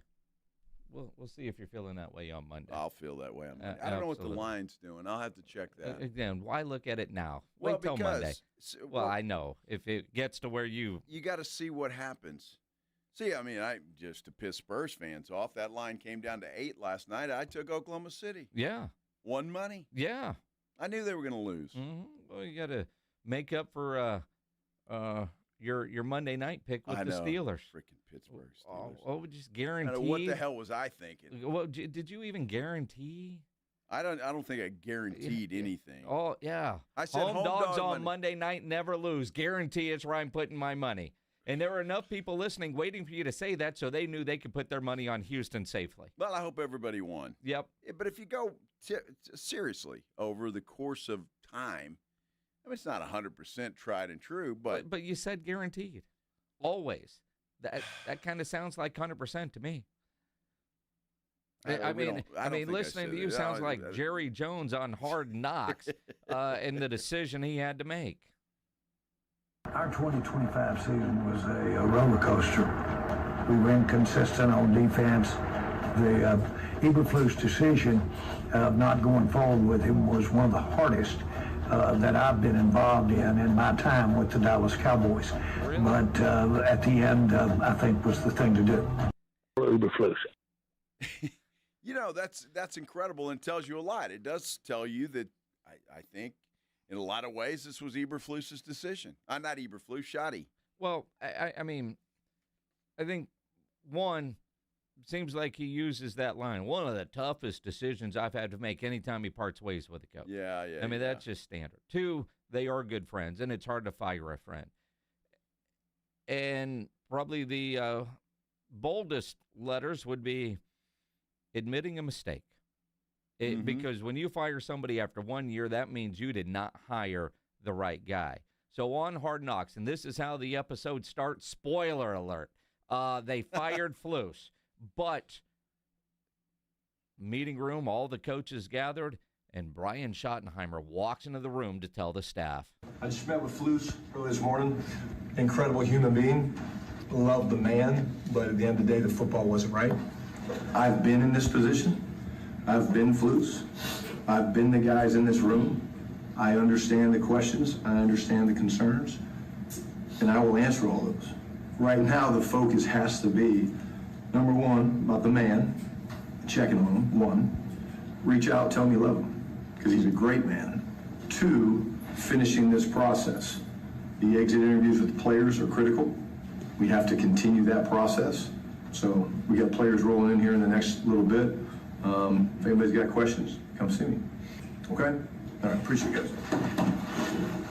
Well, interesting, and as you pointed out, I didn't catch this. You did. It was White Cotton that stood up first. He was all excited. Well, Eberflus is out, huh? I don't know that I would describe it that way. I think he was celebrating. But I do find it interesting. Eberflus. I don't think that I would not describe what I watched that way, and neither should you. Well, I just did. He was thinking it. Well, it might Screw have been that guy. It's my job. They zoomed in on him, right? I mean, it's a table. One, Schottenheimer, that way in a meeting. I know he knows the cameras are there, but the cameras have been there, so sometimes guys seem to forget. But I'm curious because that is the second time Aaron Whitecotton has been featured on Hard Knocks. Now, one time was in a meeting room, but yesterday you're announcing that Eberflus is fired to the staff, making it official, and the camera zooms in on you? Because those cameras are hearing all kinds of things that we will never see. So I'm curious if the director, the producer, they have an idea. If you go conspiracy theory, he's clearly well thought of, and if there is an in-house candidate, it is likely him, unless they do get blown away by somebody else. But I just thought it was odd twice in the last couple of weeks since Eberflus got moved upstairs and all the talk that you knew this guy was going to get fired. That dude's been featured twice now on Hard Knocks. Look, the competition in the coaching room is pretty intense sometimes when it comes to that. And I'm sure Whitecotton was, I'm not going to say he's happy that Eberflus was fired, but he was happy Eberflus was fired. He's got a shot to be the defensive coordinator of the Dallas Cowboys. But all those guys, as you heard Jody say, still got to do the exit interviews because you guys aren't fired yet. But the new guy might fire you. So, I mean, you think about them, that staff. That's one thing. When coaches get fired, staffs get fired. When defensive coordinators get fired, generally defensive staffs get fired. You still got work to do. We can't fire you till next Thursday. But in the meantime, get those exit interviews done and reach out to Flus. Tell him you love him. Tell him you love him. Yeah, Whitecotton's like, I'm going to tell him I love him. If he gets another job, he won't. Not right away anyway. I don't feel bad for him. The guy made a lot of money. He's still getting paid from the Bears. He's still getting paid from the Cowboys. So there you go. I mean, go on vacation, dude. Relax. Enjoy yourself. That's what Indy Kalu would do.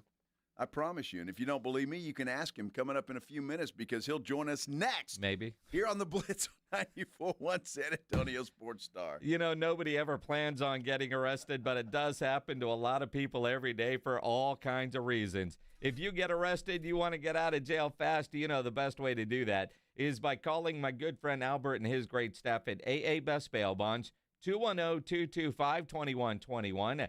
Text bail to 474747, or you can start the bonding process online at mybestbailbonds.com. You don't have to call attorneys or anybody else to get out of jail, and you don't want to be forced into a PR bond. If the jail offers you a PR bond, make sure you truly understand what all those conditions are before accepting it. Your best option for stress-free bail bonds is AA Best Bail Bonds. Nobody beats their price. They offer payment plans, have a free shuttle service. They are discreet and confidential and open 24/7 with offices all over San Antonio and Texas, services nationwide. Up in Dallas, down in Corpus, anywhere in between. License number 149. Call AA Best Bail Bonds, 210-225-2121, or go online at mybestbailbonds.com. It's the Morning Huddle with A.J. Hoffman and Rob Thompson. Thursday on the Morning Huddle, the San Antonio Spurs back in action, licking their wounds on their way home from OKC.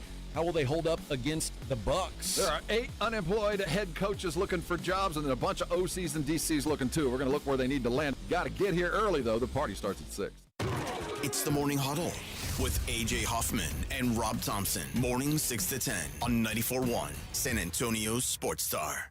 My name is Whitney Allen. I am a widow. My husband Ryan died. We never thought in a million years we'd have to use life insurance. The unexpected happened. With Ethos, it is so fast and easy. It's 100% online. You can get a quote in seconds, apply in minutes, and get same-day coverage. No medical exams, and you can get up to $3 million worth of coverage through Ethos. Get your free quote at ethos.com/game. That's ethos.com/game. Time spent on application may vary. Online health questions required. The football playoffs are here, and Underdog is the best place to get in on all the gridiron action. You can make picks and win money right now here in Texas, and it is so easy. You pick your favorite players. Are they going to go higher or lower on their stats? Touchdowns, rushing yards, receptions, whatever. You get it right, you could win up to 5,000 times your cash. And I think there's some great opportunities right now because we know some of these teams really care. Some of these teams really don't care. So some of these star players, you expect maybe they'll go out and play a couple snaps and be done for the day. Maybe look at some lowers on them. Maybe take some hires on some of the backup guys you think will get some run. Either way, there's always plenty of action to be had on Underdog. What are you waiting for? Download the app today. Use promo code Alamo. You'll get $75 in bonus entries when you play your first $5. That's promo code Alamo. Underdog. Make picks and win money. Must be 18 plus and present in Texas. Terms apply. See assets.underdogfantasy.com/web/play and get terms _DFS_.html for details. Concerned with your play? Call 1-800-GAMBLER or visit www.ncpgambling.org. Hi, I'm Dr. Jason Garrett with Arasti. If you're tired of pain slowing you down from a recent injury or something that's been nagging you for years, we can help. At Arasti, we've earned the trust of over 8,000 physicians by delivering fast, lasting pain relief without painkillers or surgery. Our hands-on approach targets the root cause of pain, and most patients see results in just one visit. No referral needed, and it's covered by most insurance plans. So don't wait. Visit Arasti.com. That's AIRROSTI.com. Arasti. We fix pain fast. Celebrate the 17th annual Pork Rind Appreciation Day with PorkRinds.com and NFL legend Devin Hester. We're teaming up to support the Gridiron Greats Assistance Fund, helping retired players get the medical care they deserve. Want to get in the game? Visit PorkRinds.com to play their Crunch Time Hero game and enter daily to win a trip to the 2027 big game in LA, plus a year's supply of pork rinds. Grab the perfect low-carb snack and be your own Pork Rind Appreciation Day hero today at PorkRinds.com. Finding great candidates to hire can be like, well, trying to find a needle in a haystack. Sure, you can post your job to some job board, but then all you can do is hope the right person comes along, which is why you should try ZipRecruiter for free at ZipRecruiter.com/radio. ZipRecruiter doesn't depend on candidates finding you. It finds them for you. Its powerful technology identifies people with the right experience and actively invites them to apply to your job. You get qualified candidates fast. So while other companies might deliver a lot of hay, ZipRecruiter finds you what you're looking for. The needle in the haystack. See why 4 out of 5 employers who post a job on ZipRecruiter get a quality candidate within the first day. ZipRecruiter, the smartest way to hire. And right now, you can try ZipRecruiter for free. That's right, free at ZipRecruiter.com/radio. That's ZipRecruiter.com/radio. ZipRecruiter.com/radio. ZipRecruiter. It's the Morning Huddle with A.J. Hoffman and Rob Thompson. Thursday on the Morning Huddle, the San Antonio Spurs back in action, licking their wounds on their way home from OKC. How will they hold up against the Bucks? There are 8 unemployed head coaches looking for jobs, and then a bunch of OCs and DCs looking too. We're going to look where they need to land. Got to get here early, though. The party starts at 6. It's the Morning Huddle with A.J. Hoffman and Rob Thompson. Mornings 6 to 10 on 94.1 San Antonio's Sports Star.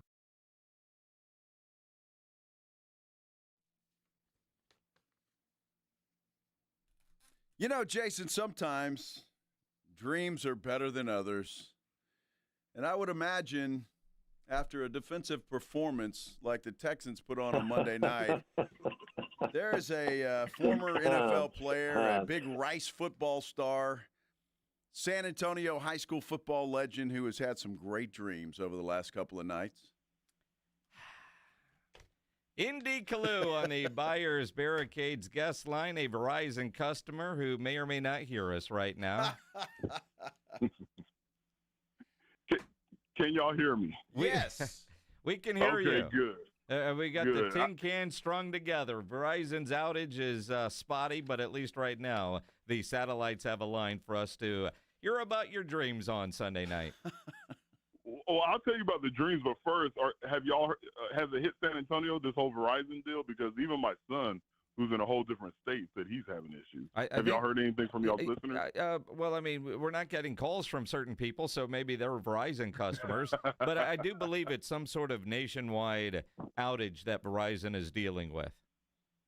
Okay, good. Now that we got that out of the way, back to the dreams. I mean, who wouldn't have awesome dreams after that defensive performance by the Houston Texans to beat the Pittsburgh Steelers? Sent a quarterback into retirement and made a head coach step down. That's how dominant those boys were. Well, Indy, I get all of that, and the defensive performance was spectacular, but they were going up against a 108-year-old quarterback, and so the guy couldn't move. He looked like he had cement shoes in it that he was wearing, and he couldn't do anything. Yeah, he couldn't do anything. Yes, he's older, but we're talking about a first-ballot Hall of Famer. Look, we just saw a freaking grandfather come off the couch and look pretty good in Phillip Rivers. So yeah, I'm still going to enjoy this victory and the way they made Aaron Rodgers look. And look, whether you're a statue or you're a guy that can move, you still have to get past the offensive lineman to get to him, and they got to him often. So, no, you're not going to steal my joy. I'm sorry. I mean, fair enough, Indy Kalu. And again, as a defensive guy, you had to love what you were seeing. That defense was dominant, whether it was a statue back there or not. As Houston advances, what you saw from C.J. Stroud in that offense, how alarming was that for you as a former player and as a Texans analyst, that if they were playing anybody else, that probably cost them, and we're talking about end of season for Houston? Unfortunately, I agree with you, and going into this next game, if C.J. Stroud and the offense played the way that they played against the Pittsburgh Steelers, I'll be sitting here talking about a nightmare instead of a wet dream, because that's going to be the end of the season. It's not going to look good. The deeper you get in playoffs, the more you have to play three phases of football: defense, offense, special teams. And the offense, the way they played, isn't going to get you past the second round. So the cool thing is the defense is so dominant, you still have another shot at it. So hopefully Nick Haley, D'Amico Ryan, everybody on the offensive side of the ball who has a decision to make, they're looking at everything that went wrong and they're fixing it before they take on the Patriots. Well, and I don't think there's any question about that, but I got to agree with you with that defense. I don't see any weaknesses on that defense. So all C.J. Stroud and the offense have to do is take care of the football. But, indeed, tell me if you saw the same thing on Monday night. I've never seen C.J. Stroud look like he was almost scared of the moment. I don't know what it was. Can you describe it? I can't describe it because I don't want to pretend to know what's between his ears or what's going on with them. But I will say I've been in situations, I've been on teams where everyone expected you to win in the playoff game, and then you get so tight. You're so concerned about not letting people down. You're so concerned about not making mistakes, about not playing the way you know you can play. It ends up being a disservice to you. You end up playing too tight. You end up overthinking things. Your muscles get tight. I've been in that situation. Now, imagine you are the quarterback. All eyes are on you. Like Tupac said, all eyes on me. And just considering what I felt as a defensive player, where no one really cared about what was going on with the right side of the defensive line, if I'm under center and I feel that pressure, if I had to guess, again, I'm not going to sit up here and act like I know what he was going through, but if I had to guess, I would just feel like he was too tight. My guess would be that he overthought it. He didn't just let himself go out there and play and stick to the strengths that got him to that point. And hopefully somebody can get into his head. I don't know if he's one of these guys that uses a sports psychologist, but where he could just play loose and just truly enjoy himself this next playoff game, because he just felt like he was tight and he was overthinking it. Tight and overthinking it, is that a nice way of saying he looks scared? yeah, basically, yeah. But you know what, Jason? Not scared of T.J. Watt, not afraid of Cam Hayward, not like Punk being scared. but scared of messing up this great opportunity. So there's two types of fears. There's fears that no man should have when you're afraid of another man, but there's also a fear that you want to succeed. You want it so bad that you're afraid of screwing it up. And if that's the fear, that's probably the fear that he has. Well, that's interesting, but I don't think I've ever seen him have a worse game, just a game that, I don't know, it was kind of crazy. But I agree with you. You can't do that against New England, no matter how well that defense plays, or you're going to be in trouble. But size up this game, because, look, New England and the narrative for them, ND, is they haven't played anybody. Every time you say New England's pretty good, it's, well, they haven't played anybody. And so I don't know. Have they played anybody? How would you size up the Patriots? I hate that narrative, especially when you're in week 19? Yeah. Week 20 in the NFL. Like, as much as I love the underdog when it comes to college football, it's not a situation where it's like JMU, James Madison. It's not a situation where you're talking about a Group 5 team, now playing against the big boys, the Power 4. This is the freaking NFL, and you're in week 20. You've played your entire schedule. To say that they haven't played anybody, I don't buy into that. Now, I do believe some schedules are tougher than others, but this is the NFL. This team is very similar, in my opinion, to the Houston Texans, where they've taken on their head coach, Mike Vrabel, his personality, and you see it when they play. And that's why this game is going to be so entertaining, because you have these two defensive meatheads as the head coaches, and you have the team that's taken on their personality. So, yeah, to say that they haven't played anybody, no, that's nonsense in my opinion. But if you're going to argue, okay, their schedule wasn't as tough as the Dallas Cowboys schedule. How them boys doing, by the way? But anyway, just so how the Cancun, Dallas Cowboys. Man. The beach is fantastic, bro. Then I'll say, okay, yeah, maybe it's not as tough, but this is the NFL. There's only 32 teams in the entire NFL, so it's not like college where you have 150 teams and you might have played the bottom 70 teams. This is the NFL. San Antonio Sports Hall of Famer, Houston Texans legend, ND Kalu here on the Blitz. ND, with what you've seen from the Patriots, whether they've played anybody or not, Drake May, young quarterback, is going to be one of the MVP finalists. I still think Matthew Stafford wins it, although the way Drake played, even though he didn't play anybody, he was impressive. What kind of problems does will he give D'Amico Ryans in that defensive staff and those defensive players on a Sunday afternoon? I think the biggest problem is, and I'm sure you noticed this just like I did, when you play or prepare to play a young quarterback, you just automatically think, okay, we're just going to blitz him because he's too young to pick up the blitz. He doesn't understand where the weakness of the defensive back coverage is during a blitz.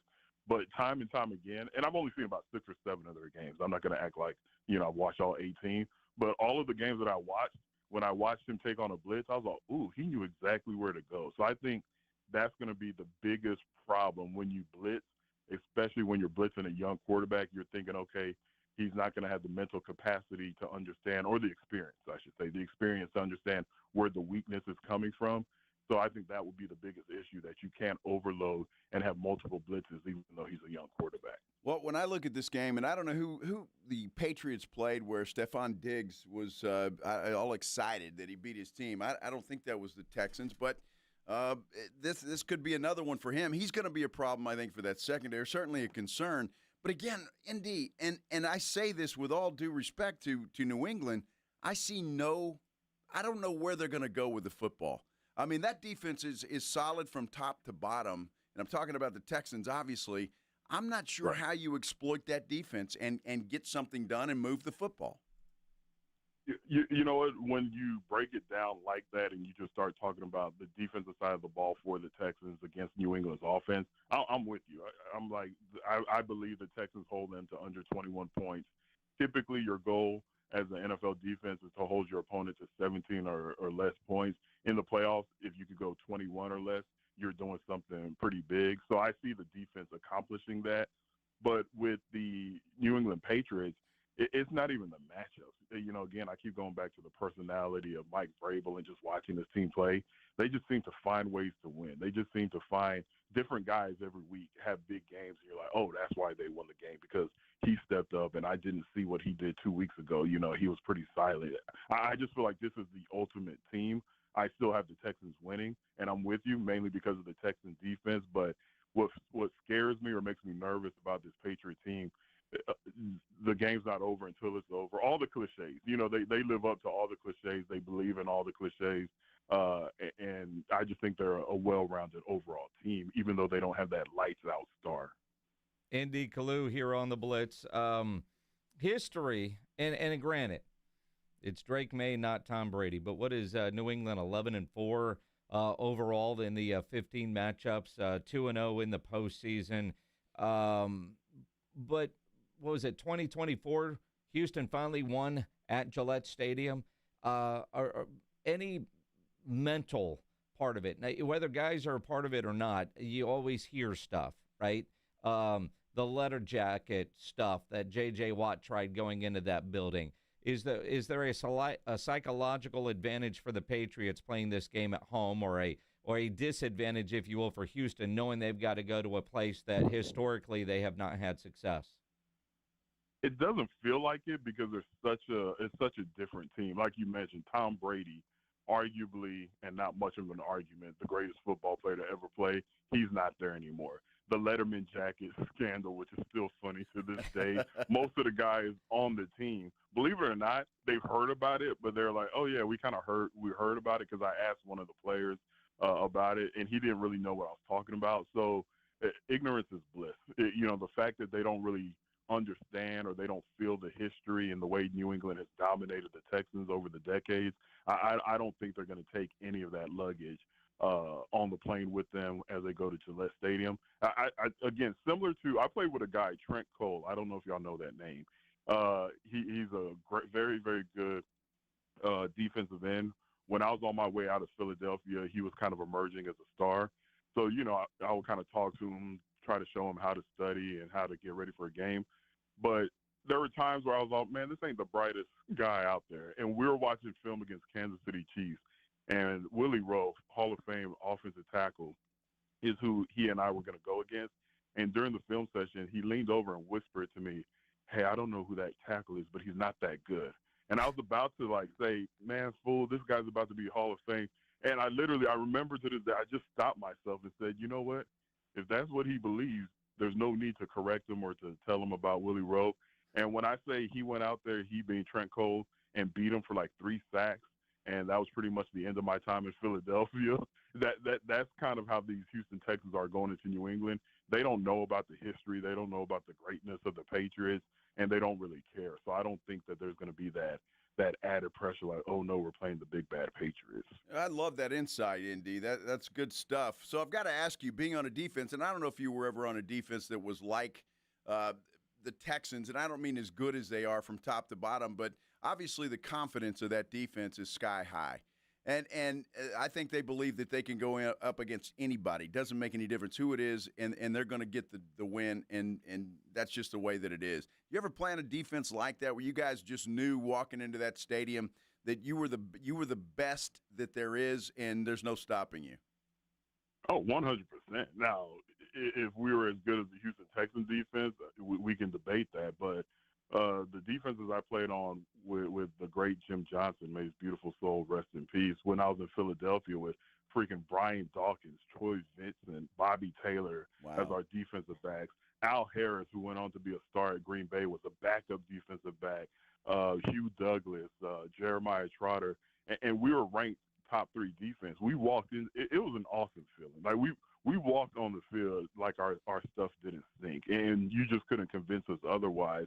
And that's a great feeling to be a part of a unit like that. And that's absolutely how these Houston Texans feel, and that's how they play. But I have had the honor of being a big part of a defense like that. And you just feel like you could do anything. We played the St. Louis Rams when they were the greatest show on turf, with Kurt Warner, Marshall Faulk, Isaac Bruce, and we beat them 14-3. You couldn't tell us nothing. That's just kind of how we rolled. LaDainian Tomlinson, he was in his prime.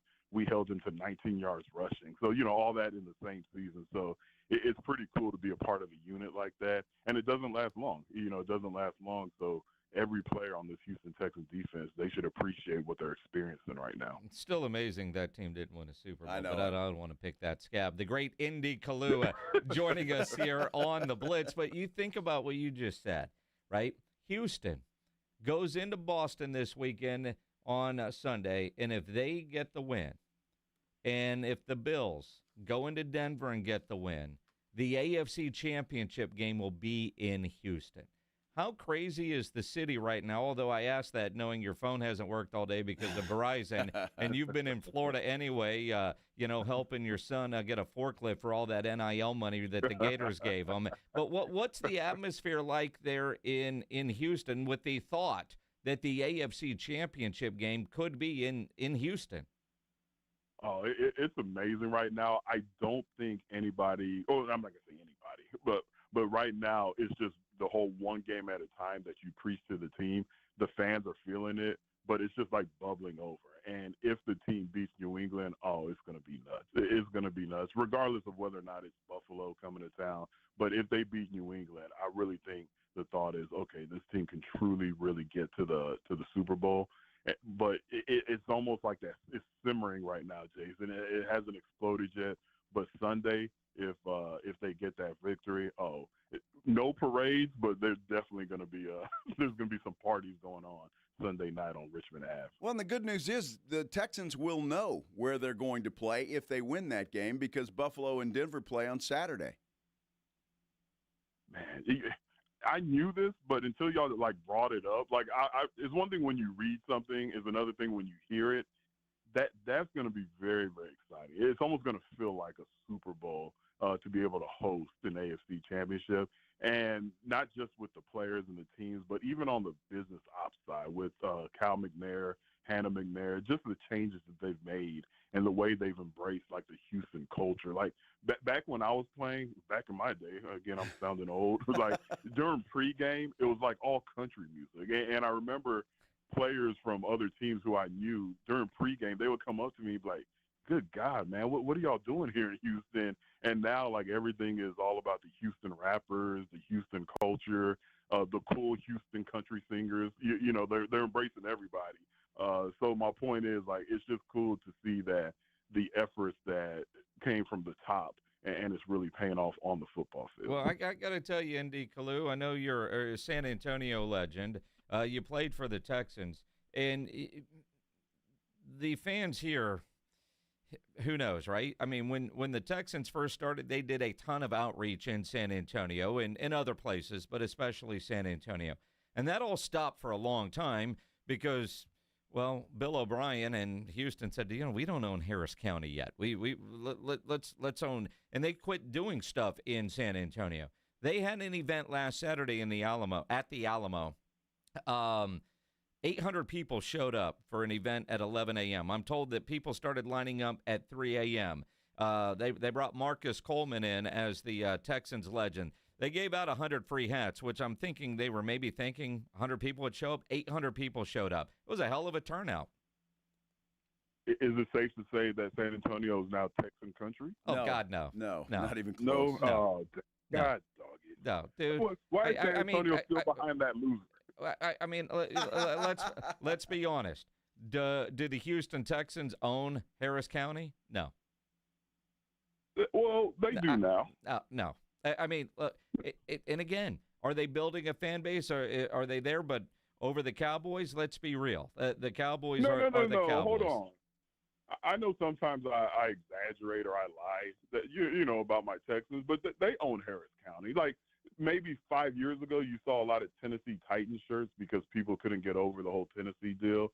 And Dallas Cowboy fan, they're still strong here, but Houston owns Harris County, and the next stop, Bear County, and that's Bear with it. Well, I mean, we'll see. And again, while they're winning, they probably do own Harris County.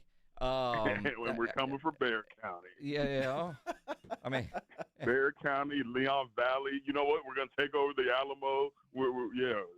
Y'all can have the Riverwalk. Dallas can keep the Riverwalk. You're so bad. And better. Military Street. Yeah. Does it still go down on Military Street Absolutely. Sunday night with the old school cars? Oh yeah. You can still get an old Oilers jersey down there if you need one. Okay, we're taking over all that. Uh-huh. I mean, you make the AFC Championship game for a week, you will. Yeah, absolutely. There'll be a lot of people jumping on that bandwagon. Absolutely. A side chick will be in the front seat. You know how it goes.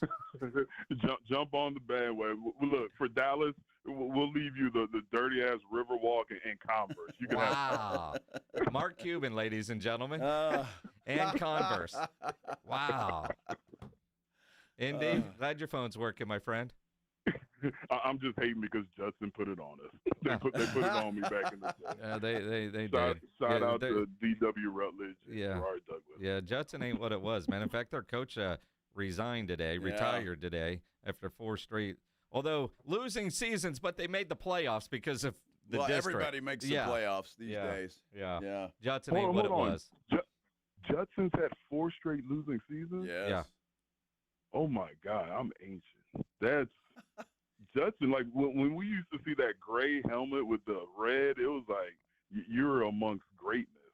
Wow. They're building too many schools out there. That's the problem. They don't have a dominant presence anymore. Judson hasn't had a winning season since they went 6-3 in 2020 during the COVID year. Yeah, they need to stop building schools and just make it one big, huge school with multiple campuses. It's all about the sport. Who cares about academics? Exactly. You know what? If you have 50 kids to every one teacher, half them kids ain't gonna learn anyway. So just go ahead and tell them to sit in the back and put their headphones on. Oh, yeah. That Rice education getting put to good use, isn't it? Indy, enjoy the week, man. We'll talk to you next week. All right, y'all keep up the good work, bro. Appreciate it. Indy Kalu on the Buyers Barricades guest line, where they provide traffic control, rental, and sales for San Antonio and beyond. Online at buyersbarricades.com. Good stuff. We'll talk about that. A lot more about the Houston Texans, obviously, as the week goes on. The Giants met with Jim Harbaugh today, and there was a guest in that interview as well. We'll tell you all about that when we continue here on the Blitz on 94.1 San Antonio Sports Star. I got to tell you first, though, I just went out there and looked outside. There's not a cloud in the sky. This is San Antonio. It's the middle of January, and the weather is absolutely perfect. And the good news there is you can play golf year-round here in San Antonio. No better place to do that than the Golf Club of Texas, because I'm going to tell you, again, if you haven't been out there lately, you have not been out there. It is a spectacular piece of property, and they have improved it considerably. New side on the greens, the fairways all over the place, golf cart paths all over the place, brand new. They've got the zero-scape areas that they're extremely proud of, and they should be, because it just adds beauty to what is already a beautiful piece of property. And tee box markers that I know they're very proud of out there. But I tell you, you walk out there, you think you're at a ritzy, fancy country club. You're not, though. The Golf Club of Texas is open to the public 7 days a week, and the staff out there is going to treat you like you are walking into a country club. That's just what they do out there. And let me tell you about the food at the Tin Cup Bar and Grill. That place is fantastic. The food is great. They have every kind of drink that you can imagine. You want a nice cocktail that a lot of these places have never heard of? Golf Club of Texas will whip it up for you. Not to mention the fact that they've got all kinds of beer. Whatever you like, they've got it. You can put it on your cart and get out there and enjoy the day. Get on out there and do that. And look, if you're not a golfer, you don't want to play golf, head on out there to watch the football games this weekend. I'm going to tell you, not a better place to do it than the Tin Cup Bar and Grill. They have an outdoor bar with TVs all around that you can sit out there, enjoy the day, and enjoy some great football. It's just a great place to go, a great place to visit. You know exactly where the Golf Club of Texas is. It's right there off Briggs Ranch Road off Highway 90. Whether you're headed out for dinner at the Tin Cup or around with your buddies, how about your next tournament? You need to go check them out. Best rates always online at golfclubtexas.com. That's golfclubtexas.com. The Golf Club of Texas is the friendliest golf course in Texas. Riding 1604 with the Blitz. On the road again. Just can't wait to get on the road again. Afternoons 2 to 6.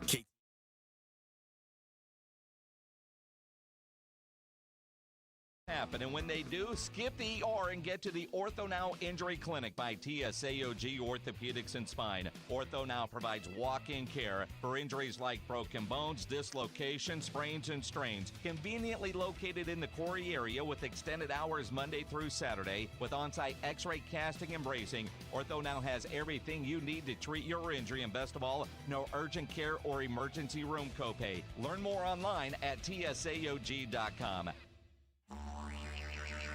You know the Roo Pub has proven to be the best place to watch games with those 3 massive 170-inch screens and TVs all around. All the games, all the fights, and when you show up at the Roo Pub, show up hungry. The food is fantastic. Open daily at 11. Great for lunch, great for dinner, great for late at night, and the best place to watch a game. Just down from the big blind, right next to the Angry Elephant. The Roo Pub, 281 in Redland Road. We'll see you at the Roo.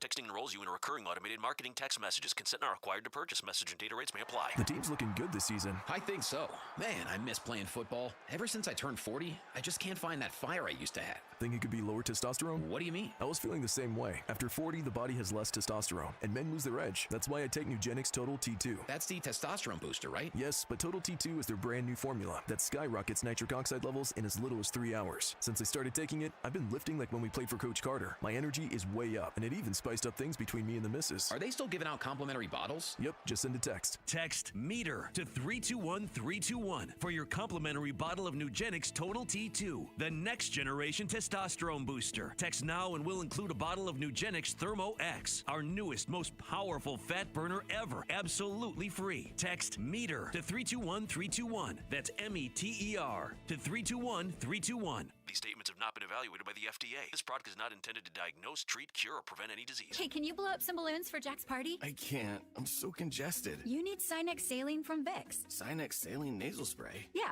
just Sinex. Breathe. Sinex Saline instantly clears everyday congestion associated with colds and year-round allergies with a gentle, ultra-fine mist that's no mess and easy to control. Daddy, we need more balloons. On it. Enjoy life's important moments without congestion. Try Sinex Saline from Vicks. Just Sinex. Breathe. Use this directed. Let me ask you a question. Is your roof ready for anything? Well, Stevens Roofing, a locally owned company, has been serving our community for decades. Whether it's a commercial project or residential, or repairing your old roof, or maybe installing a new one, they've got you covered. And now Stevens offers solar. Stevens Solar Solutions can save you money and energy. Stevens Roofing, quality craftsmanship, solar solutions, and local expertise under one roof. Call 210-785-0994 or go to stevensroofing.net. What if your instincts could pay off? With Robinhood Prediction Markets, you could put your knowledge to work on the events that matter to you. Prediction Markets isn't just sports. It's the Fed rate decision, your favorite award show, and so much more beyond the playing field. Trade events with Robinhood. Visit Robinhood.com/predict. That's Robinhood.com/predict. Futures and cleared swaps trading involves significant risk and is not appropriate for everyone. Event contracts are offered by Robinhood Derivatives LLC, a registered futures commission merchant and swap firm. San Antonio's Sports Center. Well, the San Antonio Spurs actually lost one to the Oklahoma City Thunder. They did that last night, 119-98. Spurs return to action tomorrow night. They return home to take on Giannis and the Milwaukee Bucks. Dallas Cowboys cornerback Deron Bland underwent surgery on his left foot yesterday. Second straight year he's had surgery on the same foot. You might recall in August, the Cowboys signed Bland to a 4-year, $92 million extension. Sports Center brought to you by Centergenics. Book your appointment at fixmylowteam.com. Joe Reinagel. That's the third time in 7 seasons. The San Antonio Spurs are the NBA champions. Jason Minix. They go back to big day as Super Bowl champions. Dallas 52, Buffalo 17. It's the Blitz on 94.1 San Antonio's Sports Star. On a hump day. Hump day. Hump day. Hump day. Yeah. Happy hump day, everybody. Hope you're having a great Wednesday afternoon. Guess what day it is? Here in the beautiful city of San Antonio. Clear blue skies. My goodness, Jason, I went and looked out the window, and it is a gorgeous day here in San Antonio. This is the Blitz on 94.1 San Antonio Sports Star. I'm Joe Reinagel. He's Jason Minix. Absolutely enjoying a day like that's why we live in Texas. Absolutely. I know there'll be some cold days. You know, I keep seeing these weather people tweet out stuff that it's coming. Well, the rodeo's coming, so obviously we're going to have some cold days. Yep. But I'd much rather take advantage of days like today. Unbelievable, beautiful day. I know it's a little windy out there, maybe a little cooler, but still, my goodness, get outside and enjoy this weather. But take your radio with you. Absolutely. Or YouTube. Or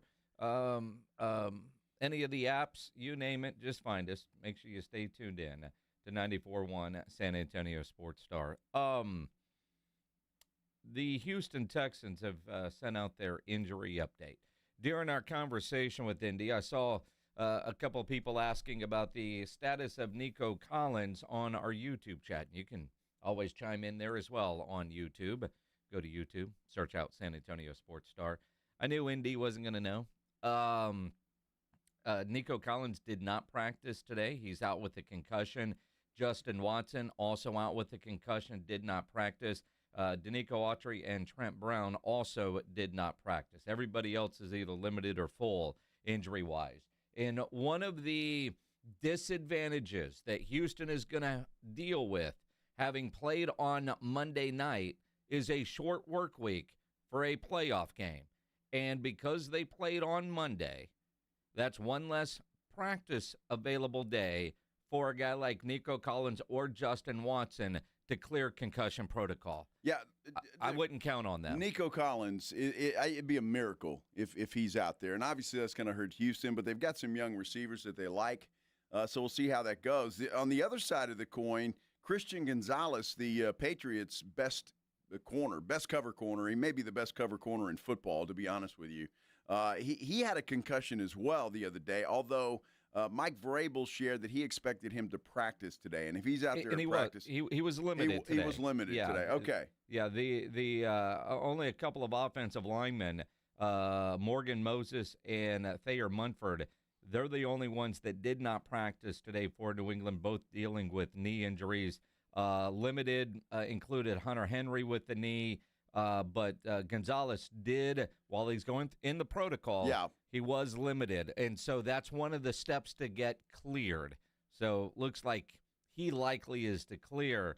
But Nico, having a concussion on a Monday, and you just go back to regular season. If you have a concussion on Monday, you don't have enough time to clear protocol for a Sunday game.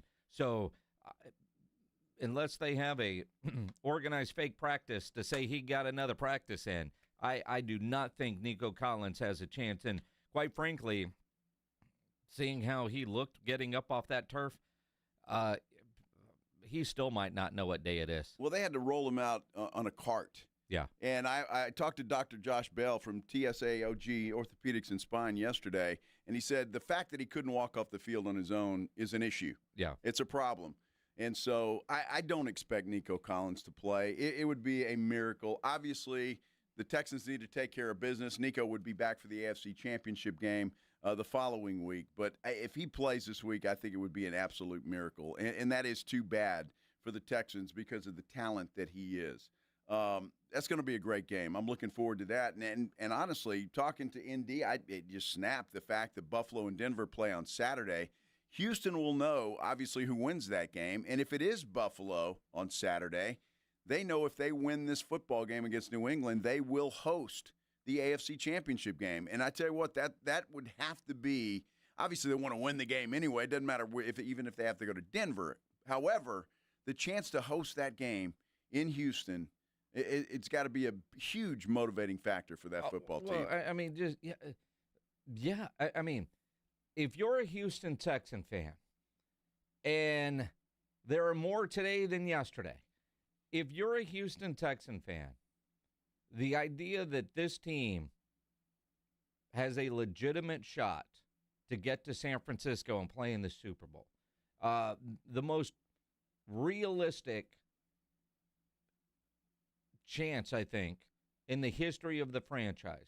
You look at their playoff route, their competition, how they match up against this team, and we've been saying all year, that defense, legit Super Bowl contender. No doubt. But C.J. Stroud, if they were playing Baltimore last week, if Loop would have made that field goal and that game was in Baltimore, the way C.J. Stroud played, I don't know. I don't know that they would have beaten Baltimore. I don't think they would have beaten anybody else, pretty much. And certainly they won't beat New England if he plays that way again this week. And Pittsburgh had 2 short fields early on, and that defense stepped up and limited them to 2 field goals. I'm not sure that will happen with a New England team that is certainly a lot better offensively than the Pittsburgh Steelers are. You can't turn the football over with that defense. Don't put them in a bad position. And if the Texans do that, then they'll have a really good shot at winning this football game. Well, and again, not every defense is perfect. You know, Aaron Rodgers made some great throws the other night. You know, that deep route that DK Metcalf dropped, Drake May connects on that. I mean, like everything went perfectly for Houston on the defensive side, and a lot of that was just Pittsburgh's offense, right? CJ has to be better. CJ's just got to figure out, one, catch the snap. How do you fumble that? I'm not sure that was CJ's fault. At least one of them was, and he wasn't expecting the snap at that point in time. But the others, what he turn the ball over 5 times or fumble it 5 times, Pledge, and lost 3, 2 of them, and 1, and then he threw a pick as well. Yeah, so you can't do that. 3 turnovers against New England is not going to get it done. It's just not. So certainly something that I'm sure CJ is aware of, and he's been told, and he's got to take better care of the football. Mm-hmm. Definitely has to take care of the football. The Spurs need to take care of, some physicality problems that they've got. They lose to Oklahoma City last night, and, the Thunder got physical with the Spurs. Can they get it done? Teams are playing them that way. Let's talk some Spurs basketball. We'll do that when we continue here on the Blitz on 94.1 San Antonio Sports Star.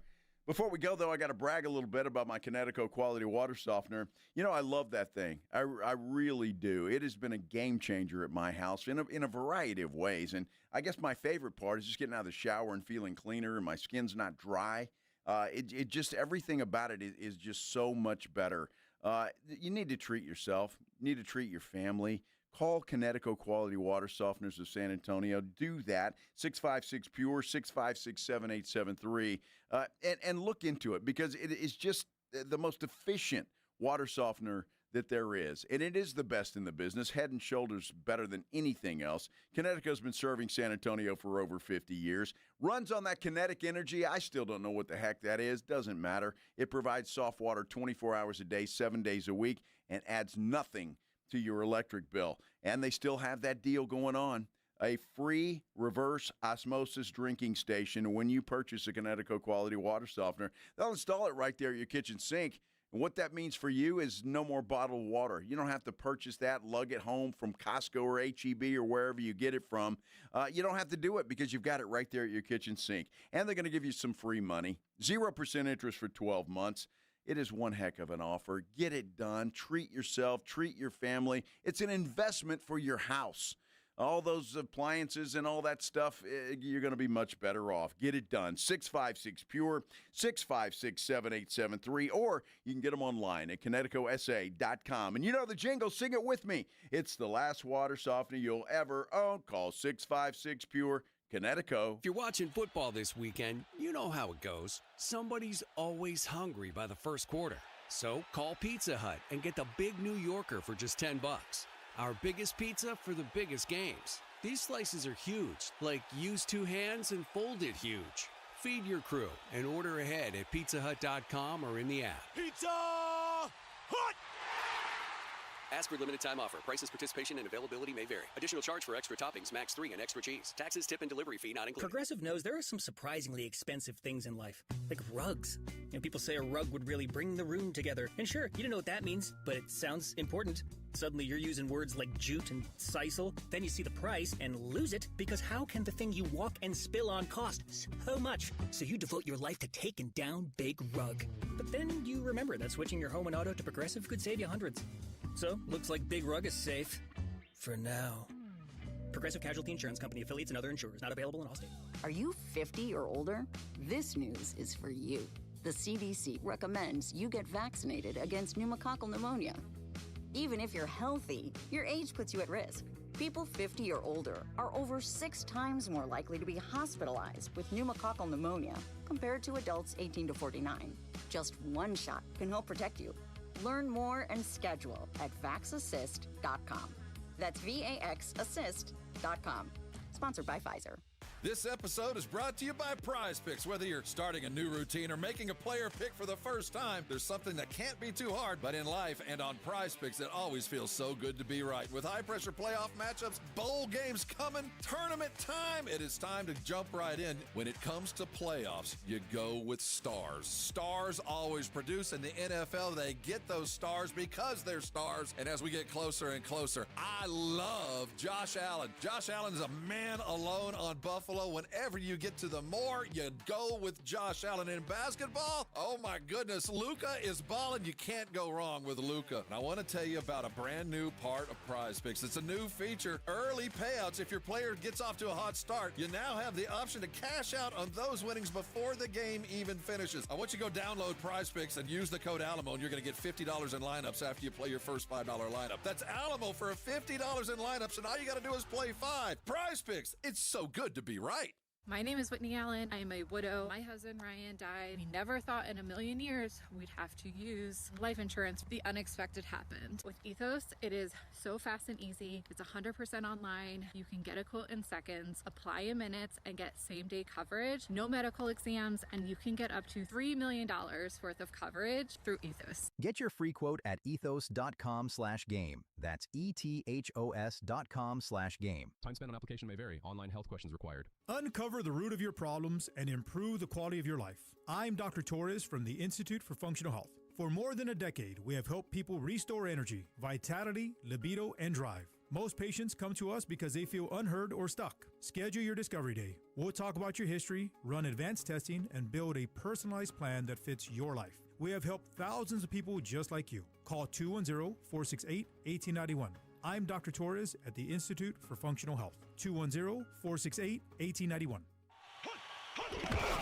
It's the Morning Huddle with A.J. Hoffman and Rob Thompson. Thursday on the Morning Huddle, the San Antonio Spurs back in action, licking their wounds on their way home from OKC. How will they hold up against the Bucks? There are 8 unemployed head coaches looking for jobs, and then a bunch of OCs and DCs looking too. We're going to look where they need to land. Got to get here early, though. The party starts at 6. It's the Morning Huddle with A.J. Hoffman and Rob Thompson. Morning 6 to 10 on 94.1 San Antonio's Sports Star. It's the Blitz with Jason and Joe on 94.1 San Antonio's Sports Star. If you're on our San Antonio Sports Star YouTube page, thank you there. Please like and subscribe to said page. We do have a poll up that is getting some traction a little bit. Do the Spurs have a physicality issue? Yes, 64%. No, 36%. You can go there and vote in our San Antonio Sports Star YouTube poll. Before we get into the lack of physicality that the Spurs have, not that I'm going to tell you how to vote in the poll, there is a comment there on the YouTube page. He's Joe Reinagel. I'm Jason Minix. New people come to YouTube every day. Now, we appreciate you. Absolutely. It's always kind of interesting, fascinating when you see people will tweet photos of it up in a living room or in an office space, or, you know, if you're watching on your phone, however you're watching. But radio forever. You had no idea what the people on the other end of the speaker looks like. Right. You know, there was some anonymity to radio.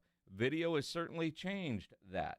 Mountain Fish Ryan says on YouTube, this is my first time watching the live stream.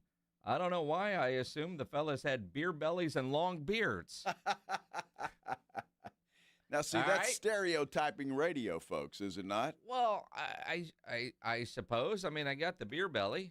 Well, I got a little bit of a belly, too. Not you know, I mean. Yeah. It's there. It depends on fine. What you describe, you know. I don't know. I just find that odd.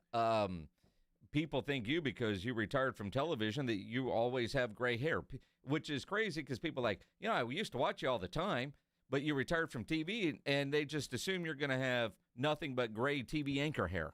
Well, it's not true, and contrary to popular belief, there is no dye on this do. No, I don't dye my hair. Now the goatee is a different story. The fact that you still have that is the bigger surprise. Well, it's kind of it's grown on me.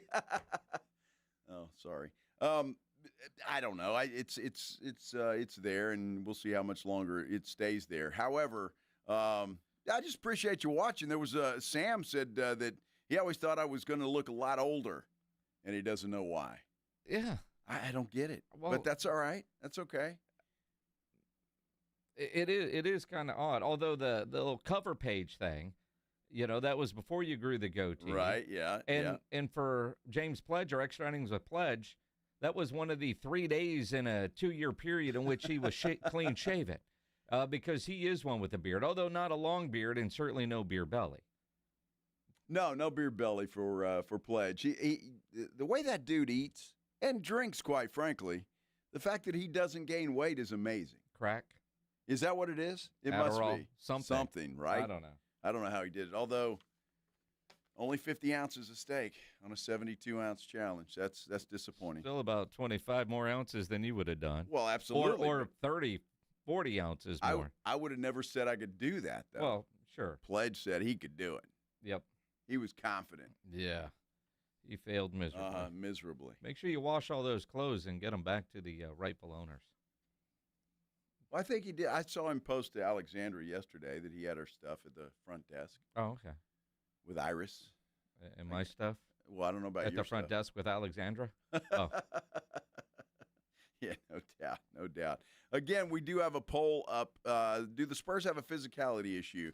And look, watching that game last night against Oklahoma City, I did not expect the Spurs to win that game. I'll be totally honest with you because, look, Oklahoma City is the defending champs, and there's no way they were going to lose to the Spurs for a fourth time in a row this season. I just felt like they weren't going to do it. However, I don't like what I'm seeing from this team, Jason. Honestly, over the last, 10, 11, 12 games, teams are starting to bully them a little bit. They're being physical with them, and it's working, quite frankly. Especially with Wemby. And Vic is still growing into what his NBA body is going to be. Remember when Giannis first got here, Joker? I don't know that he'll ever get as big as those guys, but he does have to get stronger. And I think you could talk about the Spurs struggles and put issues in a couple of different buckets, right? They get pushed around. I don't know that I want to call them a soft team, but when teams get physical, they tend to win. I expect more teams to get physical. But you've got a lot of guys that are in a slump. Harrison Barnes has not been good, at least shooting the ball, in a long time. Champagnie is hot and cold. De'Aaron Fox wasn't great last night. And while you're like, well, he was 5 of 9, a lot of that came when the game was already over. When it mattered, De'Aaron Fox was not good.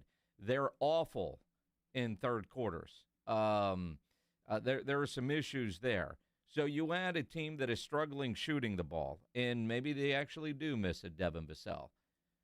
You take just the misses and combine that with what you saw last night in physical play from Oklahoma City, and you understand why they got blown out in that third quarter. Well, look, and can you imagine? People were ready to ship Devin Vassell off with the laundry.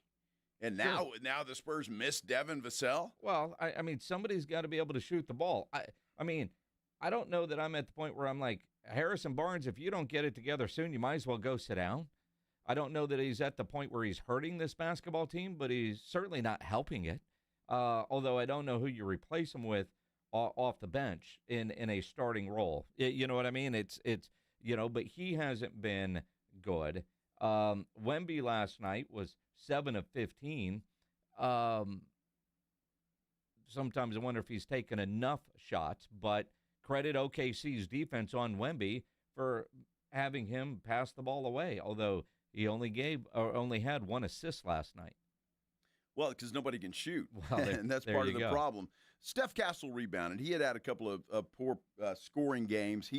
He played fairly well last night. But look, again, all of that I think is going to work itself out. I'm not worried about the shooting. I'm not worried about any of that kind of stuff at this point in time in the season. It is the dog days of the NBA season. It's tough. Mitch Johnson has mentioned that. What I don't like, though, is I feel like the rest of the NBA has figured out a formula to stop this team, and that's just basically to get up in them and be physical with them. And last night, I think Oklahoma City got away with a lot. They did, but that's going to happen in the NBA. Tomorrow night, it may be the Spurs getting every call against Milwaukee. That's just the way the NBA season goes, game after game after game.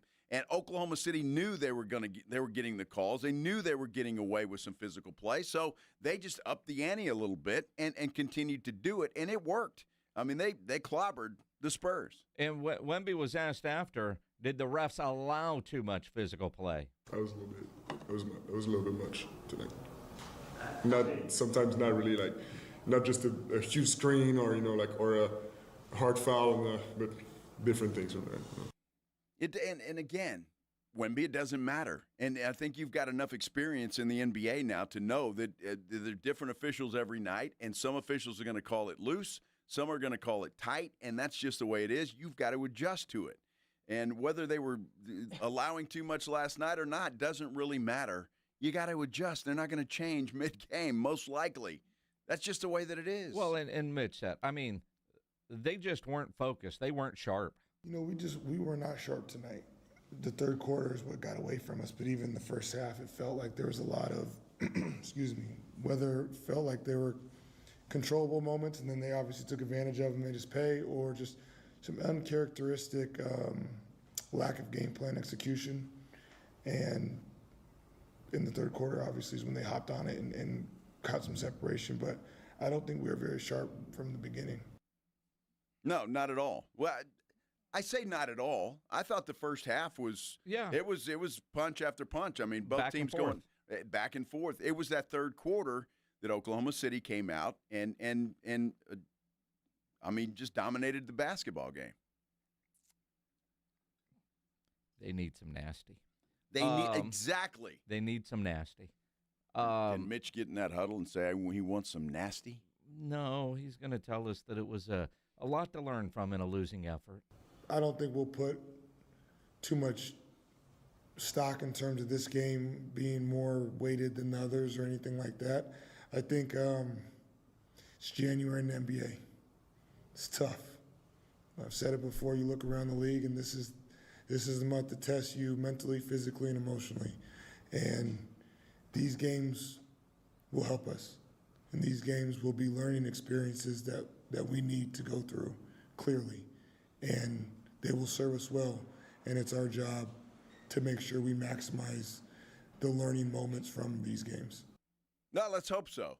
And I think, look, Mitch Johnson and his coaching staff are going to have to help in that respect. When teams get physical with them, they obviously are not built to be physical back. So what do? How do you adjust? They're going to have to figure it out because I guarantee you teams are watching tape when they get ready to play the Spurs, and they say, well, look what Oklahoma City did. Look what Utah did. How about Portland over here? Look what they did. Minnesota. And they get physical. Let's get up into them. Let's play physical. They can't handle it. That could be a problem moving forward. It's got to be something that's adjusted to, or it could be a big problem as the Spurs roll on in the season. Now, saying all that, and this is developing into a good rivalry. I don't know so much if it's Wemby and Chet, but Spurs and OKC. Spurs won on Christmas Day.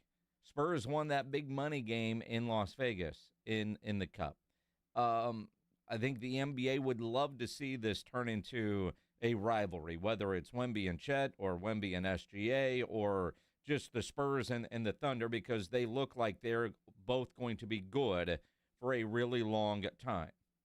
You're going to have battles like that. I'm good with that. All the physical play talk, and it's true, Spurs don't handle physical play well at all. But doesn't a lot of that get mitigated if they're making some damn shots, if they are hitting some threes, if they're all shooting a little bit better than what they did last night, then maybe Oklahoma City can't be as physical because they have to go play a little bit more defense. Or you don't allow an 11-0 run, followed up by a 12-0 run in the third quarter if you're making shots. That was a close game.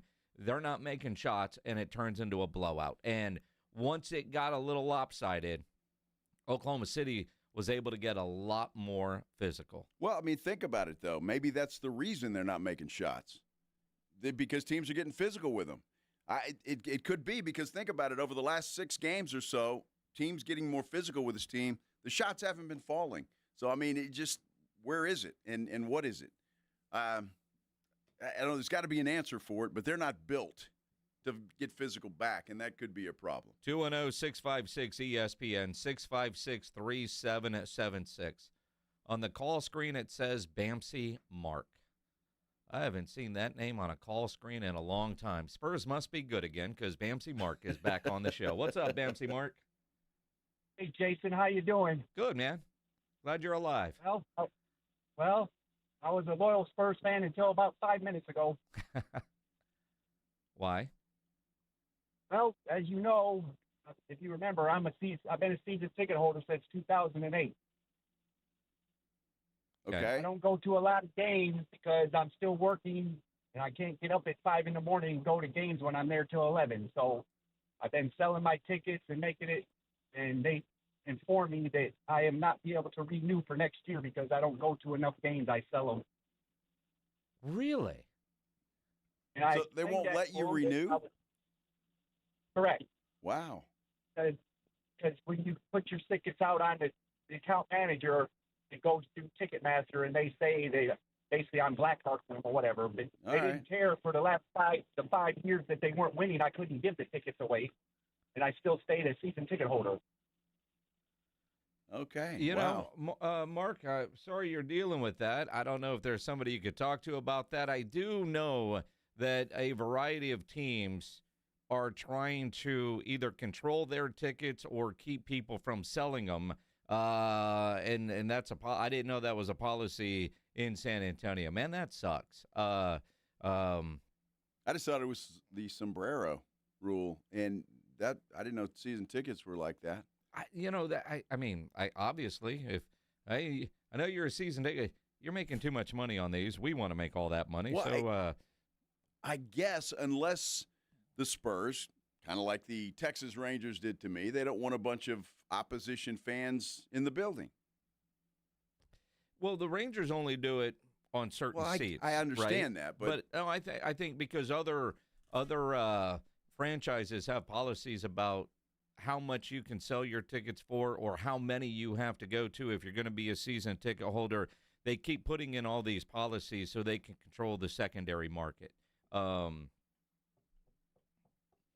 don't know. It seems to me if I'm paying for season tickets, I ought to be able to do whatever the hell I want to do with them. Mm-hmm. I don't know.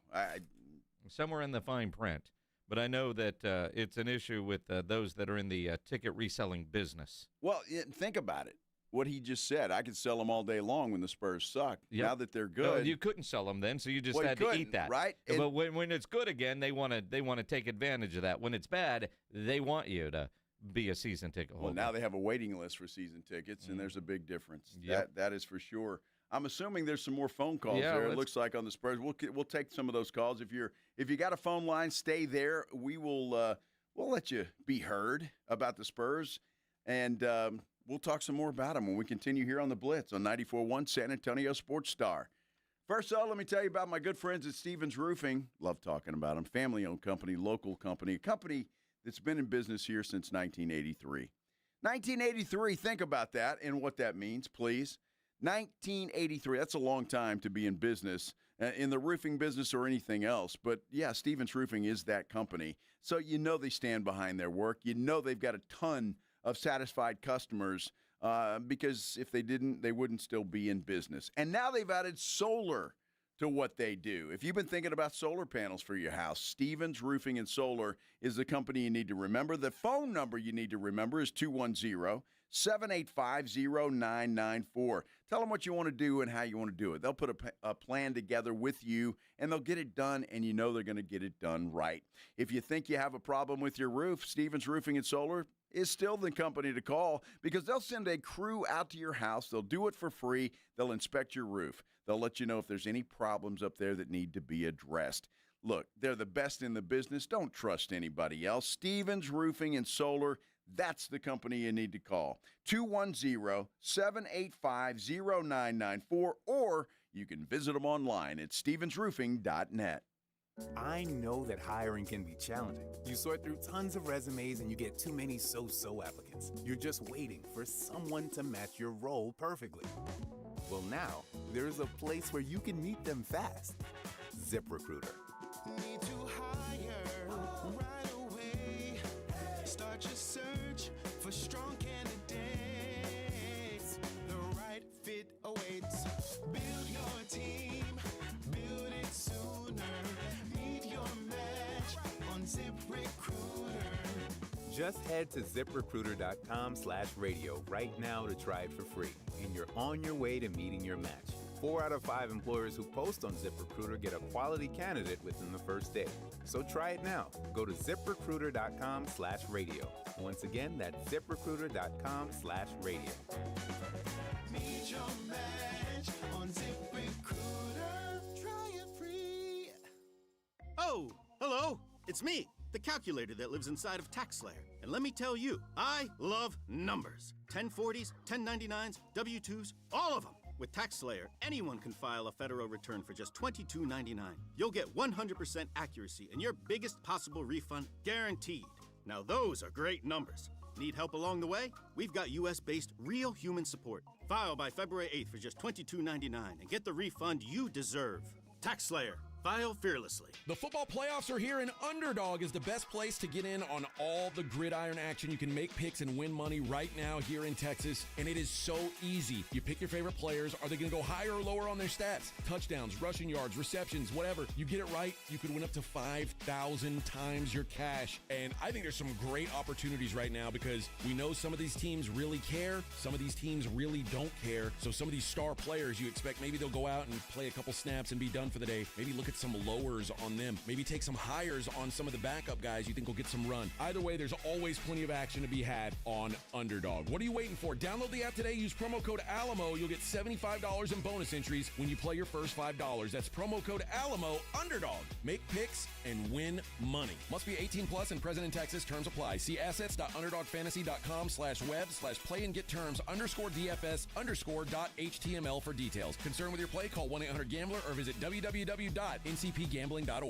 Do you owe $10,000 or more in credit card debt or personal loans? With credit card debt at all-time highs, Debt Relief Advocates is urgently notifying consumers of debt relief now being made available, designed to aid consumers with out-of-control credit card debt. Those who qualify and enroll for this relief program will only have to pay back a fraction of what they owe. This is not bankruptcy or a debt consolidation loan. This is a relief program that credit card companies would rather you not know about, as it ends your debt nightmare and saves you lots of money. Consumers owing at least $10,000 in credit card debt or personal loans can now take advantage of this debt relief as the cost of living skyrockets. Debt Relief Advocates has established a relief hotline for you to call to learn what debt reduction you may qualify for, so don't wait. For this free information, call the Relief Hotline at 800-888-5226. 800-888-5226. 800-888-5226.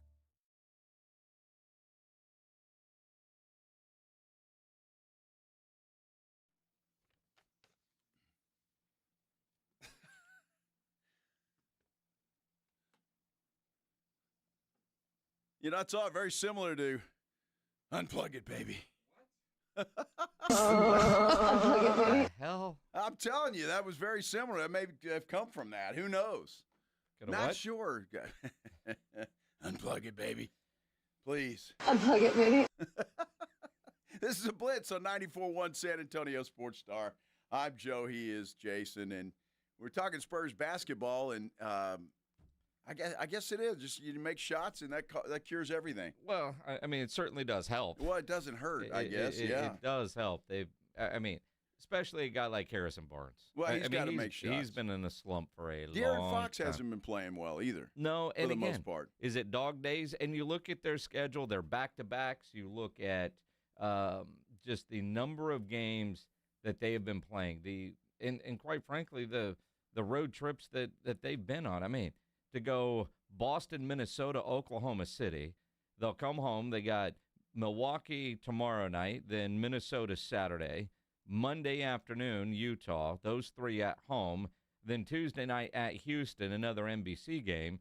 Not a long flight, but it's a flight, and it's a back-to-back. Then they're playing on Thursday. Then they get a little bit of a break before, Thursday, Utah, then next Sunday, the 25th, home against New Orleans, and then they don't play till Wednesday after that Sunday game, again, at Houston.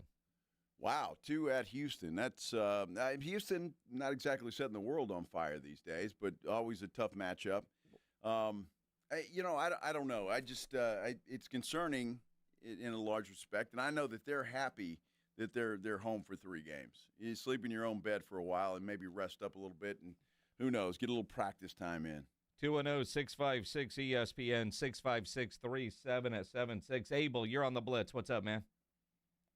What's up, gentlemen? I haven't called you in a long time. Love the show, man. Fantastic takes. But one thing I want to talk about was I don't think the Spurs, they're so young. I mean, their success they're getting it's so rapid. I don't think they even anticipated them being this good this fast. And I think that plays into they just don't know how to handle that success. They've gone from being a hunter to being the hunted, and I just don't think they just know how to handle that success. But going into that game, I didn't think they were going to win that game. But there are a lot of things that I saw that was promising in that game. I look at SGA, and I really still like this guy. But the more I see him play, I'm like, this guy throws himself into fouls and gets the call. And 2 particular things that I saw. One, when Wemby got tangled, he actually closed his knees and got Wemby's foot caught up in his knees. It could have hurt Wemby. And nobody everybody glossed over that play. And then the second thing was SGA goes up to Stephen Castle and he bumps him, and Castle pushes him back like, who do you think you are? So I don't think it's a matter of toughness. I think it's a matter of they're just not used to being the hunted. And Oklahoma City needed this win more than the Spurs did, because they're the ones that are like, man, we just got our butts whooped by this up-and-coming team. Chet Holmgren is nowhere near the caliber of Wemby, and Wemby just eats his lunch every time. And this game was totally ref differently. I saw that a lot of play. I'm not going to blame it on the refs. All right. The Spurs couldn't hit a bucket for nothing, but I just saw a lot of things in this game that were different than the other ones. But again, we're in the middle of the season. I just don't think they know how to stay consistent this year because it's new to them. That's all I got. All right, thanks for the call, man. I would say, look, last night is an outlier because I thought Oklahoma City would win that game too, just because they needed that win. But the Spurs are 4-6 over their last 10. Yep. So it's not just about last night. They're 4-6 over their last 10 ball games, and I mean, okay, it's a dog days, but that's a losing record over your last 10. That needs to turn around, and needs to turn around pretty quickly. Well, and again, they're still the 2 seed. 13-5 at home, 13-8 on the road. They've lost 2 in a row. Trying to remember, have they had a 3-game losing streak this year? I don't think so. And Abel brings up an interesting discussion point. Mm-hmm. They are better than expected, and they have become the hunted. I'm not sure if they don't. I don't know that I want to say they don't know how to handle success, because for up until this year, for the last 5, 6, 7, they were the easy win on the schedule for everybody else. Sure. They've got everybody's attention, but they've had everybody's attention since Wemby got here. People are still talking about going against Wemby, and they describe being on a floor with him like they're in awe, whether it was, Caruso last night or Ant the other day when he got that game winner by him. I mean, people are still trying to figure out how to play with Wemby. So to a degree, I think Wemby, at the very least, understands every time he's out there, people are trying to prove it. People want to put him on a poster. Collectively, as a group, I don't know that they don't know how to handle success. I don't know because they're still so young. Just go play. There's more pressure on them now, though, I do think, because they have been winning, and I would imagine inside their room expectations for this year have changed because they are the 2 seed in the West, but a couple more losses and they're the 6 seed. Well, and that's absolutely true. Right now they're tied with the Denver Nuggets, but I guess the Spurs have the tiebreaker there. And keep in mind the Nuggets are getting this done without the Joker. Yeah. All right, he's been out with the ankle or the calf or whatever it is. So the Nuggets are playing well without their best player. But you're right. I mean, they're 6.5 games behind Oklahoma City. Denver is as well. They're only a half game ahead of Minnesota, 2 games ahead of the Lakers, and 2.5 ahead of the Houston Rockets. So things can change, and they can change in a hurry. But what's weird is you talk about the last 10, and I like how they put that in the standings because it makes it very easy to go look. Oklahoma City 8-2 in their last 10, right? Yep. Spurs are 4-6. Nuggets are 5-5. Minnesota 7-3, the 4 seed. Lakers, the 5th seed, 5-5 in the last 10. Houston 6-4 in their last 10. Phoenix, the 7th seed, they're 7-3. Golden State, the 8th seed, 6-4. Portland 7-3, and then Memphis, the 10 seed, 4-6. So when you look at all the postseason teams, whether it's playoff or play-in teams, seeding wise as we sit today, about half of them are 500. Dog days of the NBA season. It's January. No, absolutely, and it gets tough, and especially for a young team with young players who just maybe aren't used to the rigorous schedule that is the NBA. So I'm not overly concerned. I just don't like the trend here lately. True. And rookie wall, young player wall, that might be real. John, you're on the Blitz. What's going on, man? Hey, guys. How's it going? Good.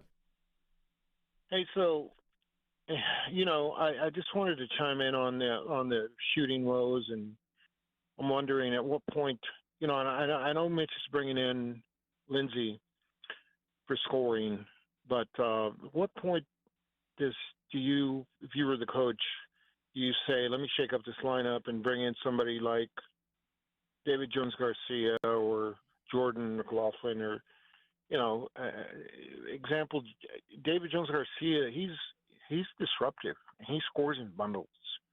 At least that's what I've seen. So Jordan's a pure shooter. That's my point. At what point do you do that?